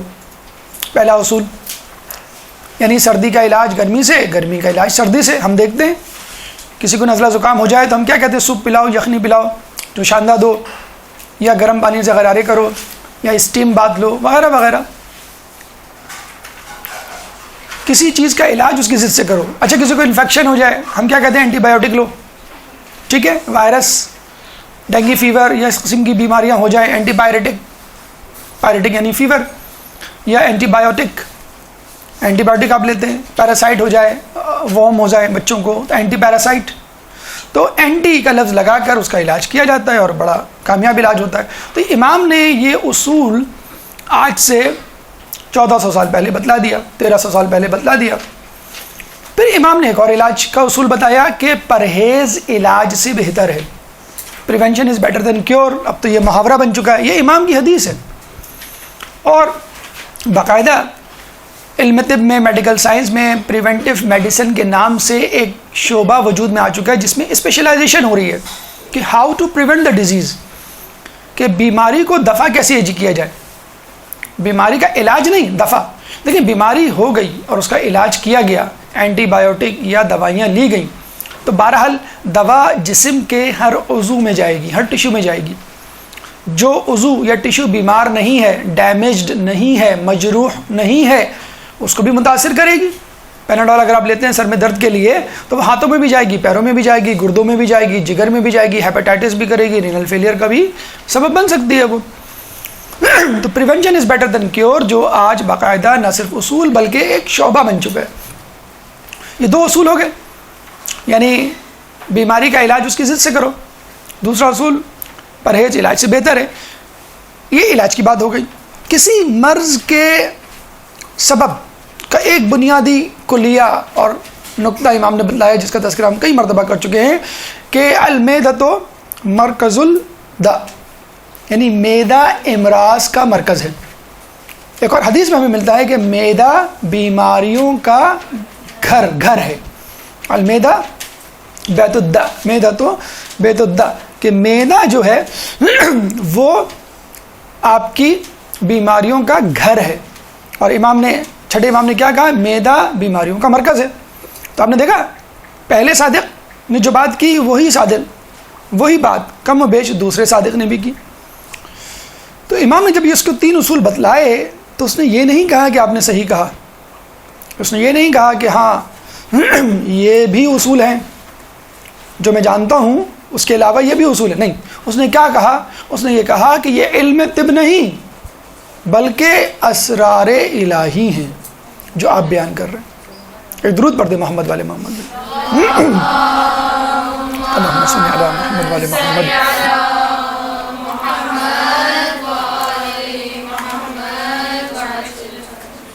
جو امام نے اس ہندی طبیب کو بالکل جیسے کہتے ہیں کہ گونگا کر دیا، اس کے بعد امام نے کچھ سوالات تقریباً 18-19 سوالات اس کے سامنے رکھے انسان کی ہیومن باڈی کی نیچر کی حوالے سے. اس کی تفصیل انشاءاللہ کبھی ہوا تو ہم آپ کو بتلائیں گے. جیسے کہ ہم نے کہا کہ ہماری کوشش ہے کسی طرح کہ امام کی سیرت کے اعتبار سے گفتگو من حیث المجموعی ایک اجمالی خاکہ آپ کے سامنے پیش کیا جائے، اور اس میں بھی ہم آج کامیاب نہیں ہو سکے کیونکہ آج کی نشست غالباً 5ویں یا 6ٹھے یا زیادہ سے زیادہ 7ویں مرحلے تک ہوگی. باقی جو مراحل بادشاہان وقت اصحاب وہ انشاءاللہ اگلی گفتگو میں اگلے درس میں آپ کے سامنے پیش کیے جائیں گے. گو کے پرنٹ آؤٹ میں یہ تمام گفتگو موجود ہے لیکن گفتگو شاید آج 6ٹھے یا 7ویں مرحلے تک محدود رہے. بہرحال آپ نے دیکھا کہ امام نے فقہی موضوع اور میدان کے علاوہ طبی میدان میں کس طرح پالا مارا اور اس زمانے کے مصدقہ مستند طبیب اور حکماء کو کس طرح پچھاڑا. اچھا، یہ علم طب کی بات ہو گئی. اب آ جائیں علم فلسفہ منطق کی بات کر لیتے ہیں. آپ کے دور میں ایک فلسفی تھا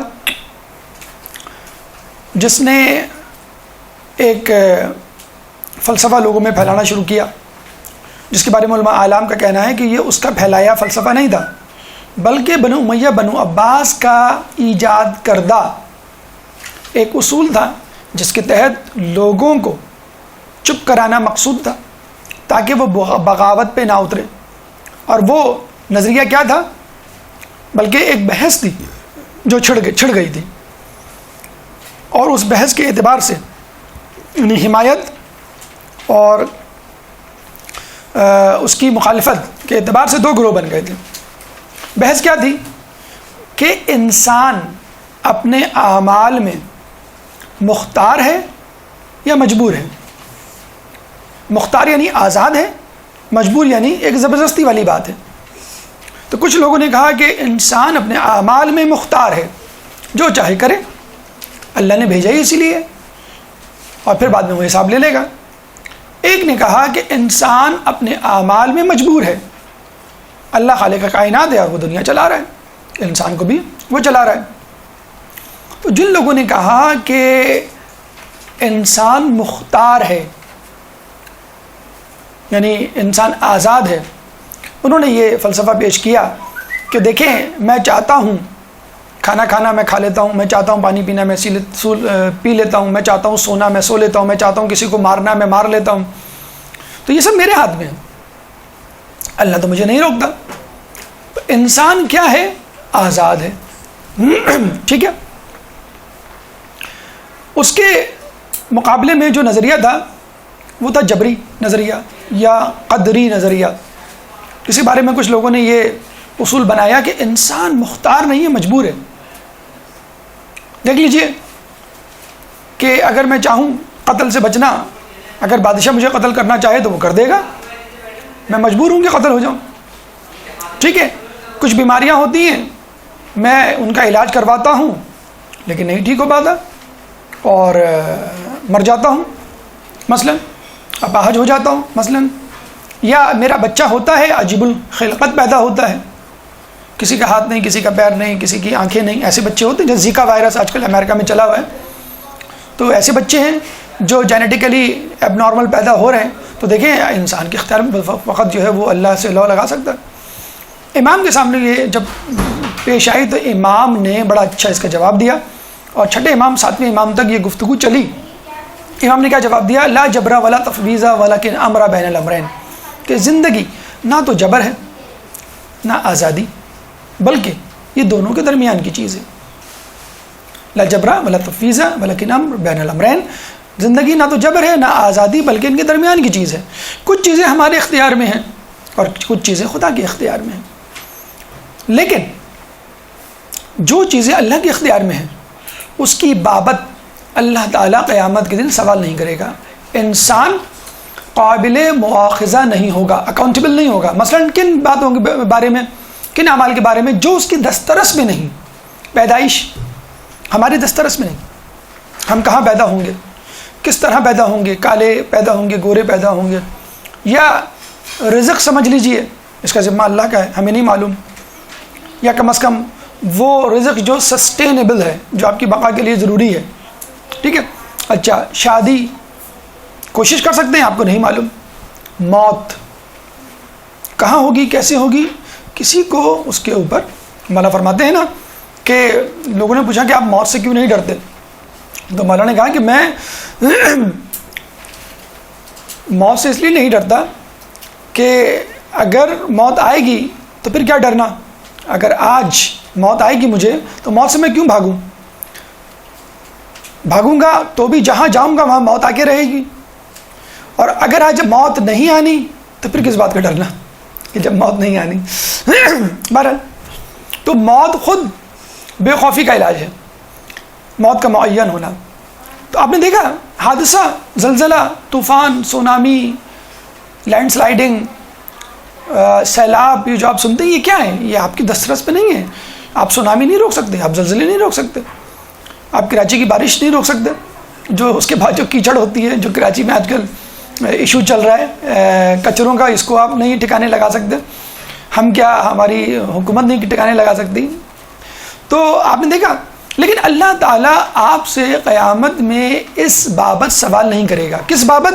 جو کام، جو اعمال، جو واقعات آپ کی دسترس میں نہیں. کون سی چیزیں آپ کی دسترس میں ہیں؟ نیکیاں، گناہ. As simple as that. بہت ہی آسان سا کلیہ. نیکیاں آپ کے قبضے میں ہیں اور گناہ. آپ چاہیں تو گناہ کریں، چاہیں تو نہ کریں. گناہ کریں گے تو سزا ملے گی اور نیکیاں کریں گے تو جزا ملے گی. یہ آپ کی دسترس میں. اور یہ آسان سا کلیہ سمجھ میں بھی آتا ہے کہ انسان کو انہی چیزوں کا جواب دہ ہونا چاہیے کہ جو اس کے ذمے ہیں، جو اس کی سکت کے دائرے میں ہیں. یعنی آپ گھر میں آ کے اپنے بچے سے نہیں پوچھیں گے تم نے کھانا کیوں نہیں پکایا، یا بچے کی ماں سے یہ نہیں پوچھیں گے تم نے ہوم ورک کیوں نہیں کیا. بچے کی ماں سے پوچھیں گے بھائی تم نے کھانا کیوں نہیں پکایا، اور بچے سے پوچھیں گے تم نے ہوم ورک کیوں نہیں کیا. تو اللہ تعالیٰ ان چیزوں کی بابت آپ سے سوال نہیں کرے گا کہ جس کے آپ سزاوار نہیں، جس کی آپ سکت نہیں رکھتے. پیدائش ہے، موت ہے، رزق ہے. اللہ تعالیٰ جسے کہتے ہیں حلال کے بارے میں کہ حلال حساب حرام عقاب.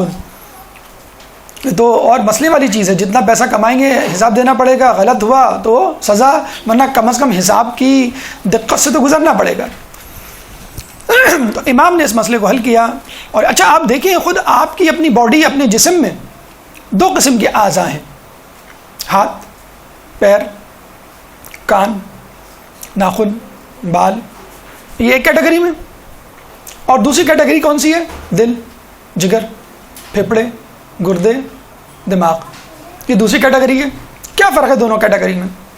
جو پہلا جو ہے کیٹیگری ہے، جو پہلا گروپ ہے، ہاتھ، پیر، ناک، کان، اس کو آپ کاٹ دیں آپ نہیں مریں گے، آپ اپاہج ہو جائیں گے، ناقص ہو جائیں گے لیکن زندہ رہیں گے. لیکن اگر کوئی دل نکال لے، گردے نکال لے، جگر نکال لے، پھیپھڑے نکال لے، دماغ نکال لے، آپ مر جائیں گے. وائٹل آرگنز جسے کہتے ہیں، آپ فوراً مر جائیں گے. تو اس کا مطلب کیا ہوا کہ آپ کے اندر کچھ اعضاء ایسے ہیں جن پر آپ کی زندگی کا دار و مدار ہے، اور کچھ اعضاء ایسے ہیں جن پر آپ کی زندگی کا دار و مدار نہیں. اتفاق دیکھیے کہ جن اعضاء پر آپ کی زندگی کا دار و مدار ہے وہ آٹومیٹک ہیں، یا دوسرے لفظوں میں خدا کے زیر کنٹرول ہیں. دل آپ خود نہیں دھڑکواتے، خود دھڑکتا ہے. پھیپھڑے خود کام کرتے ہیں، گردے خود کام کرتے ہیں، جگر خود کام کرتا ہے، دماغ خود سے سوچتا ہے. تو باقی چیزیں ہاتھ پیر جو آپ کے قبضے میں ہیں. ورنہ آپ دیکھیں خودکشی کرنا کتنا آسان ہو جاتا. اگر انسان خود سے دل کو روکنا یا چلانا جانتا، گردوں کو خود سے چلانا یا روکنا جانتا، تو کتنی آرام سے ہمارے یہاں خودکشی ہوتی.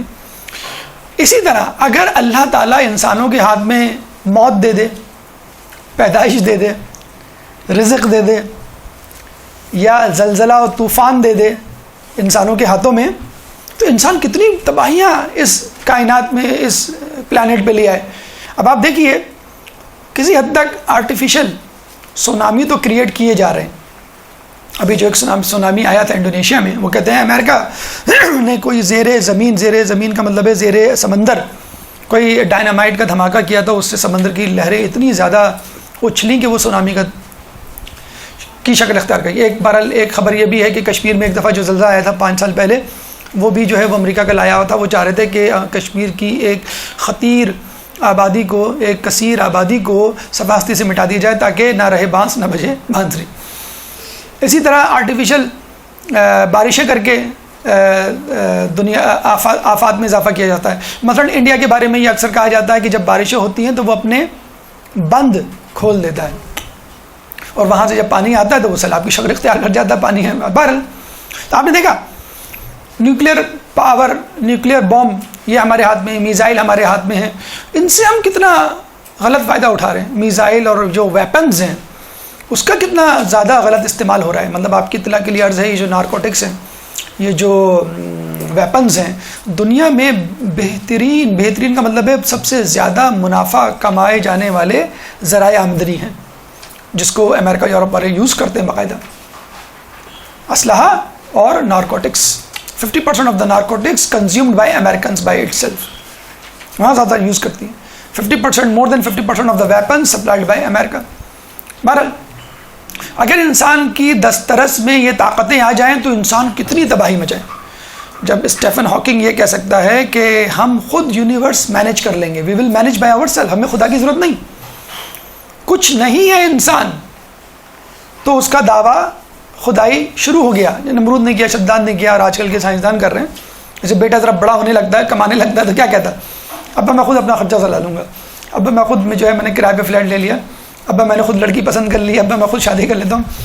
آپ بس آ جائیے گا. آپ کو کیا معلوم دنیا میں ہوتا ہے جب اولادیں جوان ہوتی ہیں، لڑکیاں ہوں، لڑکے بھی ہیں، لڑکیاں بھی ماشاء اللہ کمپٹیشن میں آ گئی ہیں. امی آپ کو پتہ نہیں فیشن کیسا چل رہا ہے، اسکارف کیسا چل رہا ہے، کلر کون سا چل رہا ہے، فلاں. تو یہ انسان کا بھی حال ہے کہ وہ جو ہے تکبر کرنے لگا ہے، خدا کو آنکھیں دکھانے لگا ہے کہ تو کیا جانے، نعوذ باللہ کس طرح کائنات چلے گی، ہم چلائیں گے کائنات. اگر اللہ اتنی بڑی تباہی کے سوئچ یا ریموٹ کنٹرول اپنے ہاتھ میں نہ رکھے تو انسان خود کتنی بڑی تباہی کا، وہ گاڈس پارٹیکل جو ڈھونڈ رہے ہیں آج کل، وہ یہی تو ہے کہ وہ اس پارٹیکل کو ڈھونڈ رہے ہیں کہ جس کے ذریعے سے یہ کائنات وجود میں آئی. کیوں؟ وہ کہہ رہے ہیں کہ وہ کائنات، وہ گاڈس پارٹیکل ہمارے ہاتھ میں آ جائے تو ہم خود کائنات بنائیں. ڈو ہیل ود دا ارتھ کو مارو گولی.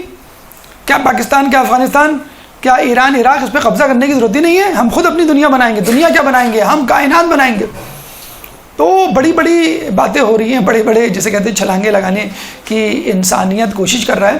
لیکن بہرحال اللہ ایک حد تک تو باپ کی طرح، جیسے ایک باپ اپنے بچے کو چھوٹ دیتا ہے ایک حد تک، ایک وقت تک، کہ وہ بچہ جو ہے وہ کھلونے سے کھیلے، اور جہاں لگتا ہے یہ اب کھلونا توڑ دے گا یا نقصان کر لے گا، فوراً کھلونا اس کے ہاتھ سے لے لیتا ہے. یا بچے کو آپ دیتے نا موبائل ہاتھ میں، بچہ ریموٹ کنٹرول وہ ویڈیو گیمز کھیل رہا ہوتا ہے، جہاں وہ آپ کے میسیجز پہ گیا ایک ڈونٹ اوپن دا میسج، یا آپ پاسورڈ لگا دیتے ہیں پہلے سے. ارے بچہ آپ کا موبائل لے کے بیٹھا، کوئی مسئلہ نہیں، پاسورڈ لگا ہوا ہے، ڈونٹ وری. وہ لوگ تو بے گمات کے لیے لگا دیتے ہیں پاسورڈ. بہرحال تو آپ کیا کرتے ہیں کہ آپ ایک حد تک بچوں کو کھیلنے دیتے ہیں، اور جہاں آپ نے دیکھا بچہ اپنی حدود سے آگے جا رہا ہے آپ پکڑ لیتے ہیں. تو اسی طرح انسان کا بھی حال ہے. اللہ جہاں دیکھتا ہے کہ اب یہ اپنی لمٹ کراس کر رہا ہے، لوگ سمجھتے ہیں کہ بس ہم نے تب زلزلوں پہ سونامی پہ اپنی قوت دسترس حاصل کر لی، اب ہم جو چاہیں کریں. نہیں، ایک وقتی عارضی ناقص قسم کا ایک کنٹرول ہے جو انسان کے ہاتھ میں آ گیا ہے.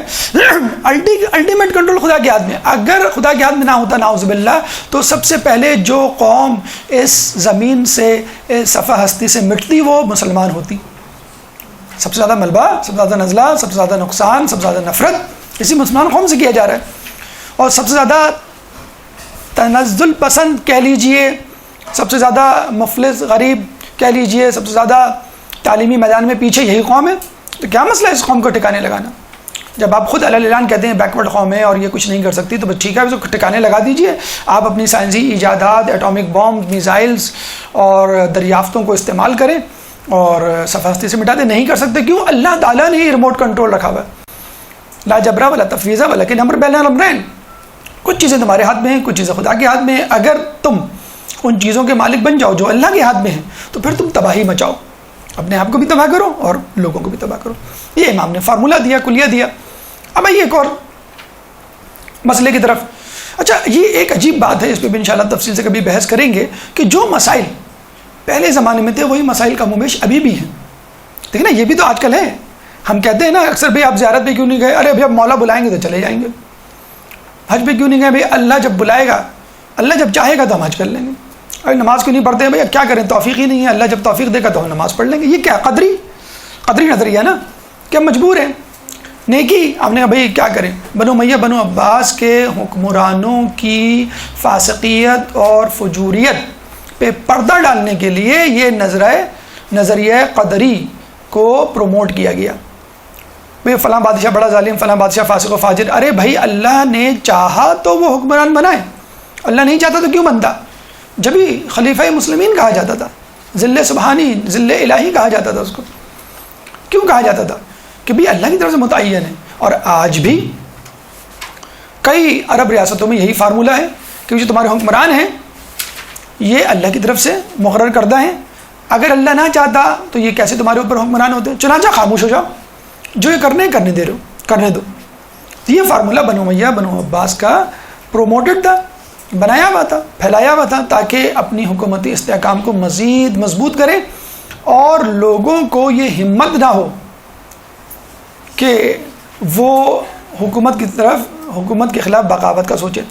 جو طاقتور لوگ تھے ان کو پابند سلاسل کر دیا جاتا، قتل کر دیا جاتا، اذیت دی جاتی، گھروں کو نظر آتش کیا جاتا. اور جو معصوم بے ضرر عوام الناس تھے جن کی تعداد زیادہ ہوتی ہے، ان کو اس نظریے کے ذریعے بے حس و حرکت، سست اور کاہل بنا دیا گیا کہ تم جو ہے وہ حکومت کے خلاف نہ سوچو، بلکہ یہ تو عوام کے نمائندے ہیں، یہ تو اللہ کے نمائندے ہیں، یہ تو خلیفۃ المسلمین ہے، خلیفہ رسول ہے. بہرحال تو یہ نظریہ جبر اور قدر جو ہے باقاعدہ حکمرانوں کی طرف سے پھیلایا گیا تھا تاکہ لوگوں کو بغاوت سے روکا جا سکے. پھر ایک نظریہ ملحدوں کا تھا، الہاد پرستوں کا تھا، جو آج کل ایتھیزم کی صورت میں مشہور ہے، موجود ہے. اچھا، اس زمانے میں کیا نظریہ پھیلا کہ بھی اللہ جو ہے یہ چیزیں نہیں چلا رہا اور چیزیں خود بخود موجود میں آ رہی ہیں، بلکہ کچھ روایتوں میں تو ایسی باتیں ہیں جو یقین کرنے کے بھی قابل نہیں. مثلا ابو شاکر یسانی ایک ملحد تھا، اس نے لوگوں کے سامنے جنت دوزخ کا مذاق اڑانا شروع کر دیا اور یہ کہنا شروع کر دیا، بھائی دیکھو تم لوگوں نے سنا ہے کہ روایتوں میں موجود ہے کہ جنت میں فلاں نہر ہوگی جس میں 2 رنگ کے مشروب ہوں گے، ایک شہد اور ایک دودھ، یا 7 رنگ یا 3 رنگ کے مشروب یا نہریں یا رنگ. تو یہ کیسے ممکن ہے؟ تو امام کے پاس آیا اور بڑے فخر سے کہنے لگا کہ امام اس روایت میں تو مجھے نقص نظر آتا ہے اور یہ عقل قبول نہیں کر سکتی. یہ کیسے ممکن ہے کہ ایک ہی دریا میں 2 رنگ کے مائع ہوں اور وہ مایع جات آپس میں ملے نا. تو امام نے کہا کہ کیا تو نے انڈا نہیں دیکھا؟ انڈے میں 2 رنگ ہوتے ہیں نا، ایک سفید اور ایک پیلا، اور دونوں ایک دوسرے سے مکس اپ نہیں ہوتے. پھر امام نے کہا اسی انڈے سے چوزا نکلتا ہے اور مرغی بنتی ہے.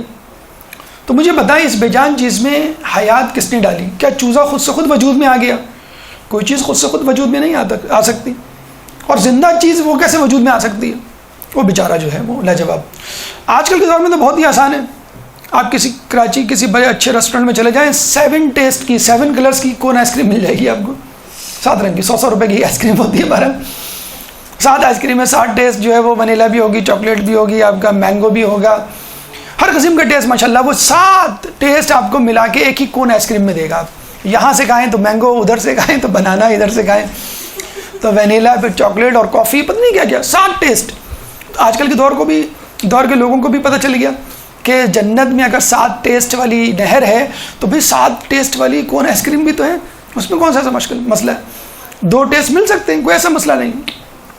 تو امام نے اس طرح اس کو.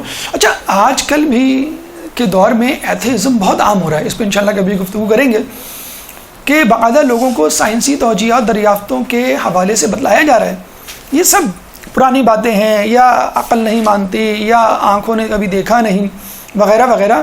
اور اس وجہ سے لوگوں کو ہٹایا جا رہا ہے اور لوگوں کو مادیت پرستی کی طرف راغب کیا جا رہا ہے کہ بس جو چیز نظر آ رہی ہے، جو چیز سنی جا رہی ہے، جو چیز جو چھوئی جا رہی ہے، بس وہی چیزیں ہیں، باقی چیزیں تو جو ہے وہ افسانہ اور کھیل ہے. میرا امام نے جو ہے ہندی طبیب کو بھی جواب دیا، امام نے جو ہے گمراہ فلسفیوں کو بھی جو ہے وہ پچھاڑا، اور امام نے جو ہے اس کے بعد ان ملحدوں کو بھی منہ توڑ جواب دیا کہ جو خدا پہ یقین نہیں رکھتے تھے باقاعدہ دلائل کے ساتھ.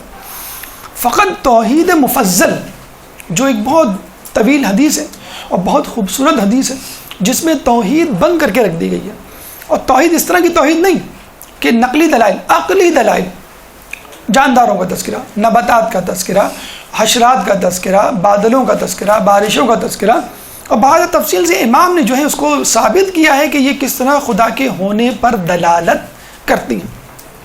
باقاعدہ کتاب ہے، محمد علی سید صاحب نے ماشاءاللہ اس کی بڑی اچھی تشریح لکھی ہے، 3 جلدوں پر مشتمل کتاب.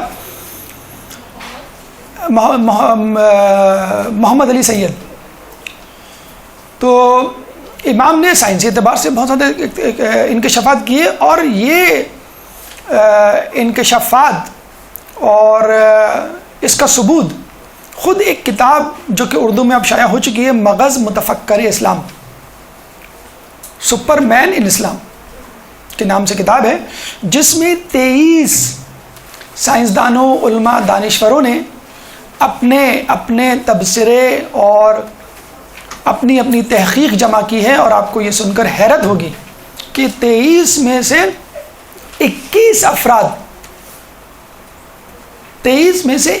افراد نان مسلم ہیں.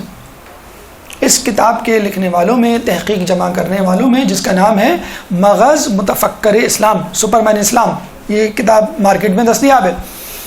23 میں سے 21 افراد نان مسلم ہیں جو مسلمان نہیں ہیں، اور انہوں نے کہا ہے کہ امام جعفر نے جو فلاں بات کی ہے، یا فلاں نظریہ، فلاں حدیث، یا فلاں انکشاف، وہ ہماری عقل کے مطابق اور ہمارے سائنسی نظریات کے بالکل عین مطابق ہے.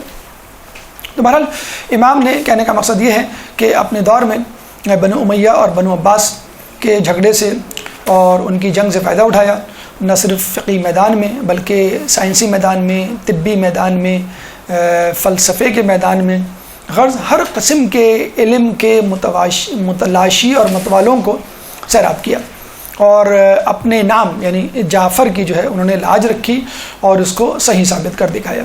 اب آئیے ہم اپنی گفتگو کے 6 مرحلے یعنی اخلاقی کمالات کی طرف چلتے ہیں. اس سے پہلے ایک درود پڑھ دیں محمد والے محمد میں.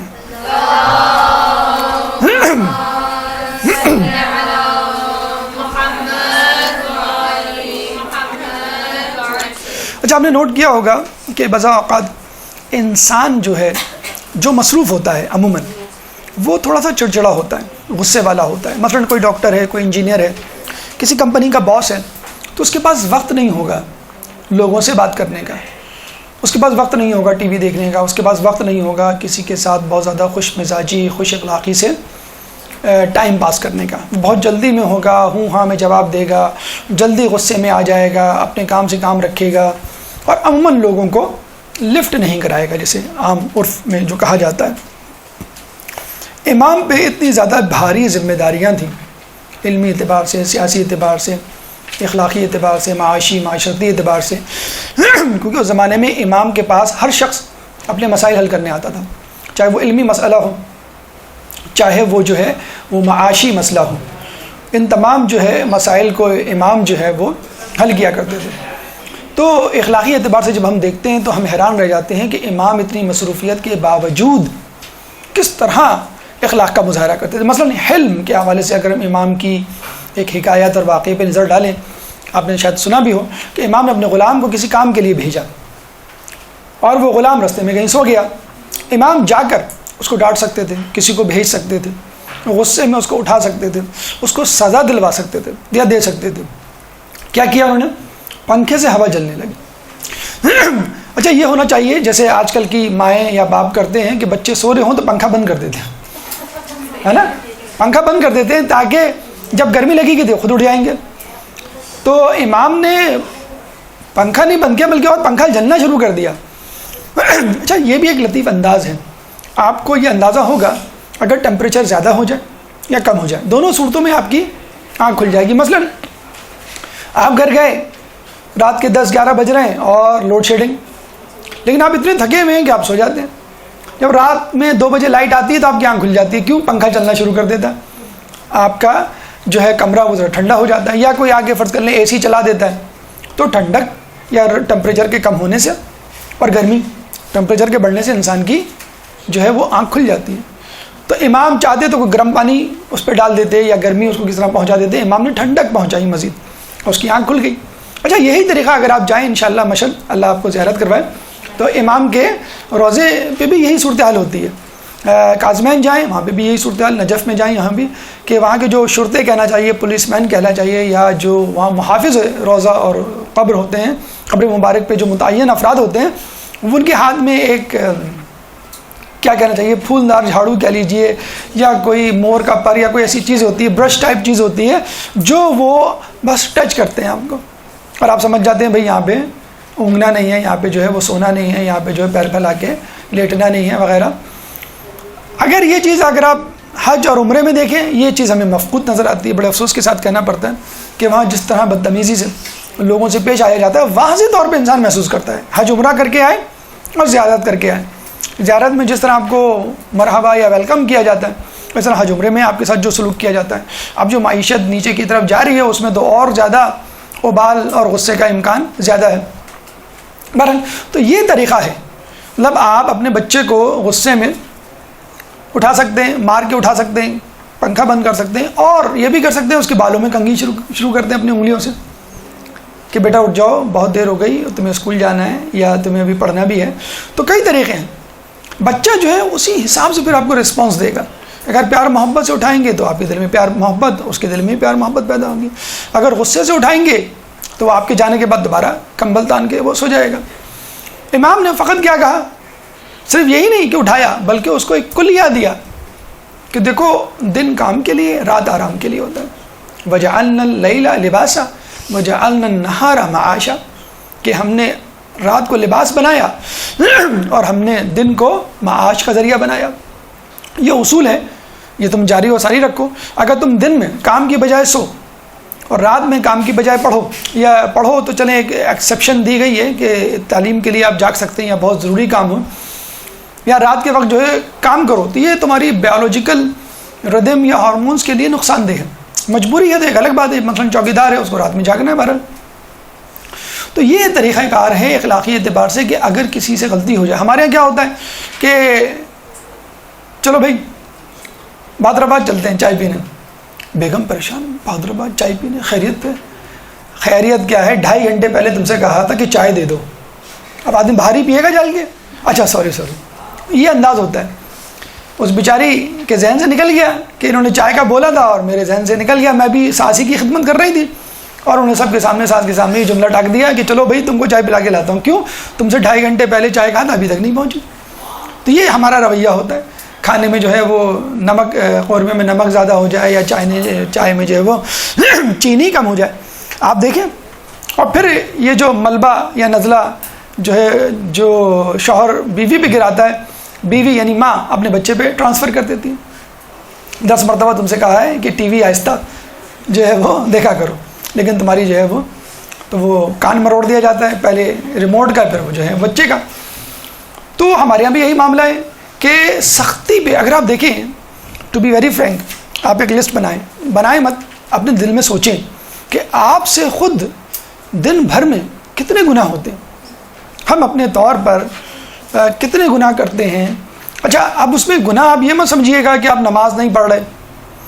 آپ کے لیے یعنی آپ کی عمروں کے لیے، یہاں پہ جو بڑی عمر کے لوگ ہیں ان کے لیے تاخیر نماز خود ایک گناہ دیکھا جائے بچے کے مقابلے میں. اگر بچہ نماز نہیں پڑھا تو گناہ ہے.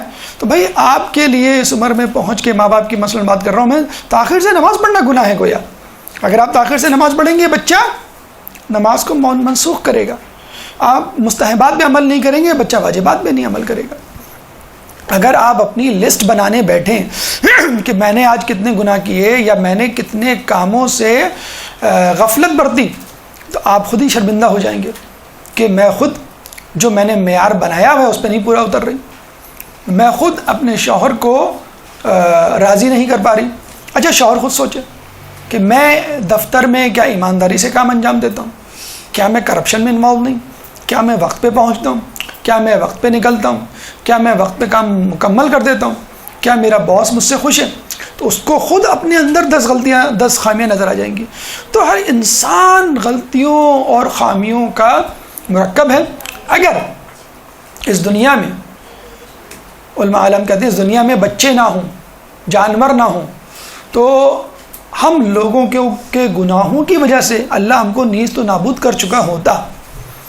یہ بچے ہیں جو معصوم ہیں، کہ جو گناہ نہیں کرتے، جن کی وجہ سے اللہ تعالیٰ ہمیں رزق پہنچا رہا ہے. یہ جانور ہیں، نباتات وغیرہ ہیں، جن کی وجہ سے اللہ تعالیٰ اس کائنات کو، اس دنیا کو تہس نہس نہیں کرنا چاہتا، جس کی وجہ سے یہ کام جاری ہے. سخاوت کے حوالے سے امام کے زمانے میں مدینے میں قحط پڑا. غلام جلدی جلدی سارا غلہ لے کر آ گئے کہ ہم غلہ ذخیرہ کر لیں تاکہ بعد میں مشکلات نہ ہو. امام نے فوراً کہا کہ یہ تمام غلہ لے کر جاؤ اور لوگوں میں تقسیم کر دو اور فروخت کر دو. یعنی امام نہیں چاہتے، امام حیثیت رکھتے تھے کہ وہ چاہتے تو قحط کے تمام نقصانات سے بچ جاتے اور بڑے مزے سے قحط کا زمانہ گزارتے. لیکن امام نے کہا نہیں، جب لوگوں کو ایک چیز کی ضرورت ہے تو وہ میرے گھر میں کیوں رہے. تمام غلہ فروخت کروا دیا. اس کے بعد جو گندم بچی ہوئی تھی اس کے لیے امام نے کہا اس میں جو ملاؤ، جو اور گندم دونوں ملا کر روٹی پکاؤ. یہ بالکل ایسے ہی آج کل کے زمانے میں اگر آپ کہیں کہ لال روٹی کا آٹا، لال آٹے کی روٹی. ایک زمانے میں ایک کمپلیکس یہ اسٹیٹس سمبل بن گیا تھا کہ جو غریب گھرانے ہوتے تھے ان کے یہاں لال روٹی کھائی جاتی تھی بغیر چھنے کی، بغیر چھنی ہوئی، اور جو پیسے والے گھرانے ہوتے تھے ان میں سفید پراٹھے، سفید روٹی. تو یہ کمپلیکس کافی حد تک چلا. اب پتہ چلا کہ میڈیکل یہ کہتی ہے کہ آپ کو لال آٹا کھانا چاہیے، بغیر چھنا ہوا کھانا چاہیے. بلکہ بہت سارے تندور کراچی میں آپ کو مل جائیں گے جہاں پہ لال روٹی یا بغیر چھنی ہوئی آٹے کی روٹی ملتی ہے. اس زمانے میں یہ رول تھا کہ جو غریب تھا وہ جو کی روٹی کھاتا تھا اور جو امیر تھا وہ گندم کی روٹی کھاتا تھا. تو امام نے کہا کہ جو اور گندم ملا کے بناؤ روٹی تاکہ مجھے احساس ہو کہ غریب غربا کس طرح زندگی گزار رہے ہیں، میرے گھر والوں کو احساس ہو. دیکھیں یہ بھی ایک طریقہ ہے کہ آپ کسی کے غم میں شریک ہوں، آپ پوری طاقت استطاعت رکھتے ہیں، لیکن آپ کہتے ہیں کہ ابھی فلاں مجبور ہے، میری طرح اچھا نہیں کھا سکتا، چلو میں اس کے غم میں شریک ہو جاؤں. اس طرح کا رویہ، اس طرح کا کھانا کھا کے رویہ انداز اختیار کر کے جو کہ وہ اس نے اپنایا ہوا. قصبے معاش، اتنا کچھ ہونے کے باوجود، غلام ہونے کے باوجود، نوکر چاکر ہونے کے باوجود، دولت غلہ اناج ہونے کے باوجود، امام خود اپنے ہاتھوں سے کھیتی باڑی کیا کرتے تھے. ان کے والد امام باقر کے بارے میں ملتا ہے کہ جب لوگ نعوذ باللہ ان کو دیکھتے تھے، ایک نے طنز بھرے لہجے میں کہا کہ کہاں اہل بیت اور کہاں دنیا کی محبت. تو امام نے کیا کہا کہ مجھ سے بہتر لوگوں نے یہ کام کیا تو میں کیوں نہ کروں. امام علی خود یہودی کے باغ کو پانی دیا کرتے تھے. تو زراعت، پانی دینا، پودے اگانا کوئی ایسا برا کام نہیں. پانچویں امام نے بھی یہ کہا.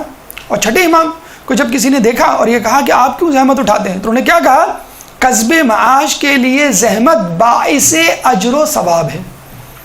یہ نہیں کہ فقط مجھے کچھ پیسے مل جائیں گے، بلکہ یہ ثواب کا بھی ذریعہ ہے. اور حدیث میں آیا ہے کہ ایمان لانے کے بعد بہترین عمل رزق حلال کی تلاش ہے. ایمان لانے کے بعد بہترین عمل رزق حلال کی تلاش ہے. باقاعدہ امام کے ایک صحابی کے بارے میں ملتا ہے کہ انہوں نے اپنا کاروبار بند کر دیا تو امام نے کہا کہ کاروبار دوبارہ شروع کرو، کیونکہ کاروبار بند کرنے سے انسان کی 2/3 عقل غائب ہو جاتی ہے. تو باقاعدہ حوصلہ افزائی کی گئی کہ آپ دنیا کے کاروبار کو، دنیاوی زندگی کو نظر انداز نہ کریں. یہ ہماری گفتگو امام کے اخلاقی کمالات کے حوالے سے مکمل ہوئی. اس کے بعد انشاءاللہ جو 2 مراحل ہیں، 3 مراحل بلکہ 4 مراحل اخلاقی حوالے سے بات مکمل ہو گئی. کرامات امام کی ہماری گفتگو 7واں مرحلہ، 8واں مرحلہ بادشاہان وقت، 9واں مرحلہ اصحاب امام، اور آخری مرحلہ کلام آخر. انشاءاللہ زندگی رہی، توفیق خداوندی شامل حال رہی تو اگلے ہفتے اس موضوع کو مزید حصہ دوم کی صورت میں آگے بڑھائیں گے، اور جو مراحل رہ گئے ہیں اس پہ انشاءاللہ آپ کے سامنے گفتگو پیش کی جائے گی. اللہ تعالیٰ سے دعا ہے کہ جو کچھ پڑھا اور سنا اس پہ عمل کرنے کی توفیق عطا فرما. اللہ سے دعا ہے کہ اہل بیت کی سیرت پر چلنے کی توفیق عطا فرما. امام صادق کی کاوشوں کو رنگ لانے کے لیے ہماری توفیقات میں بھی اللہ تعالیٰ اضافہ فرمائے، امام کے ظہور میں تعجیل فرمائے، اور ہمیں ان کے انصار و اعوان میں شامل فرمائے. ربنا تقبل منا انک انت السمیع العلیم، ربنا تقبل منا انک انت السمیع العلیم وتب علینا انک انت التواب الرحیم. وصلی اللہ تعالی علی خیر خلقہ واصحابہ اجمعین برحمتک یا ارحم الراحمین. ایک درود پڑھ دے محمد وآل محمد. جل اللجن يا مولا اللجن اللجن اللجن اللجن اللجن اللجن اللجن يا صاحب السماء اللجن اللجن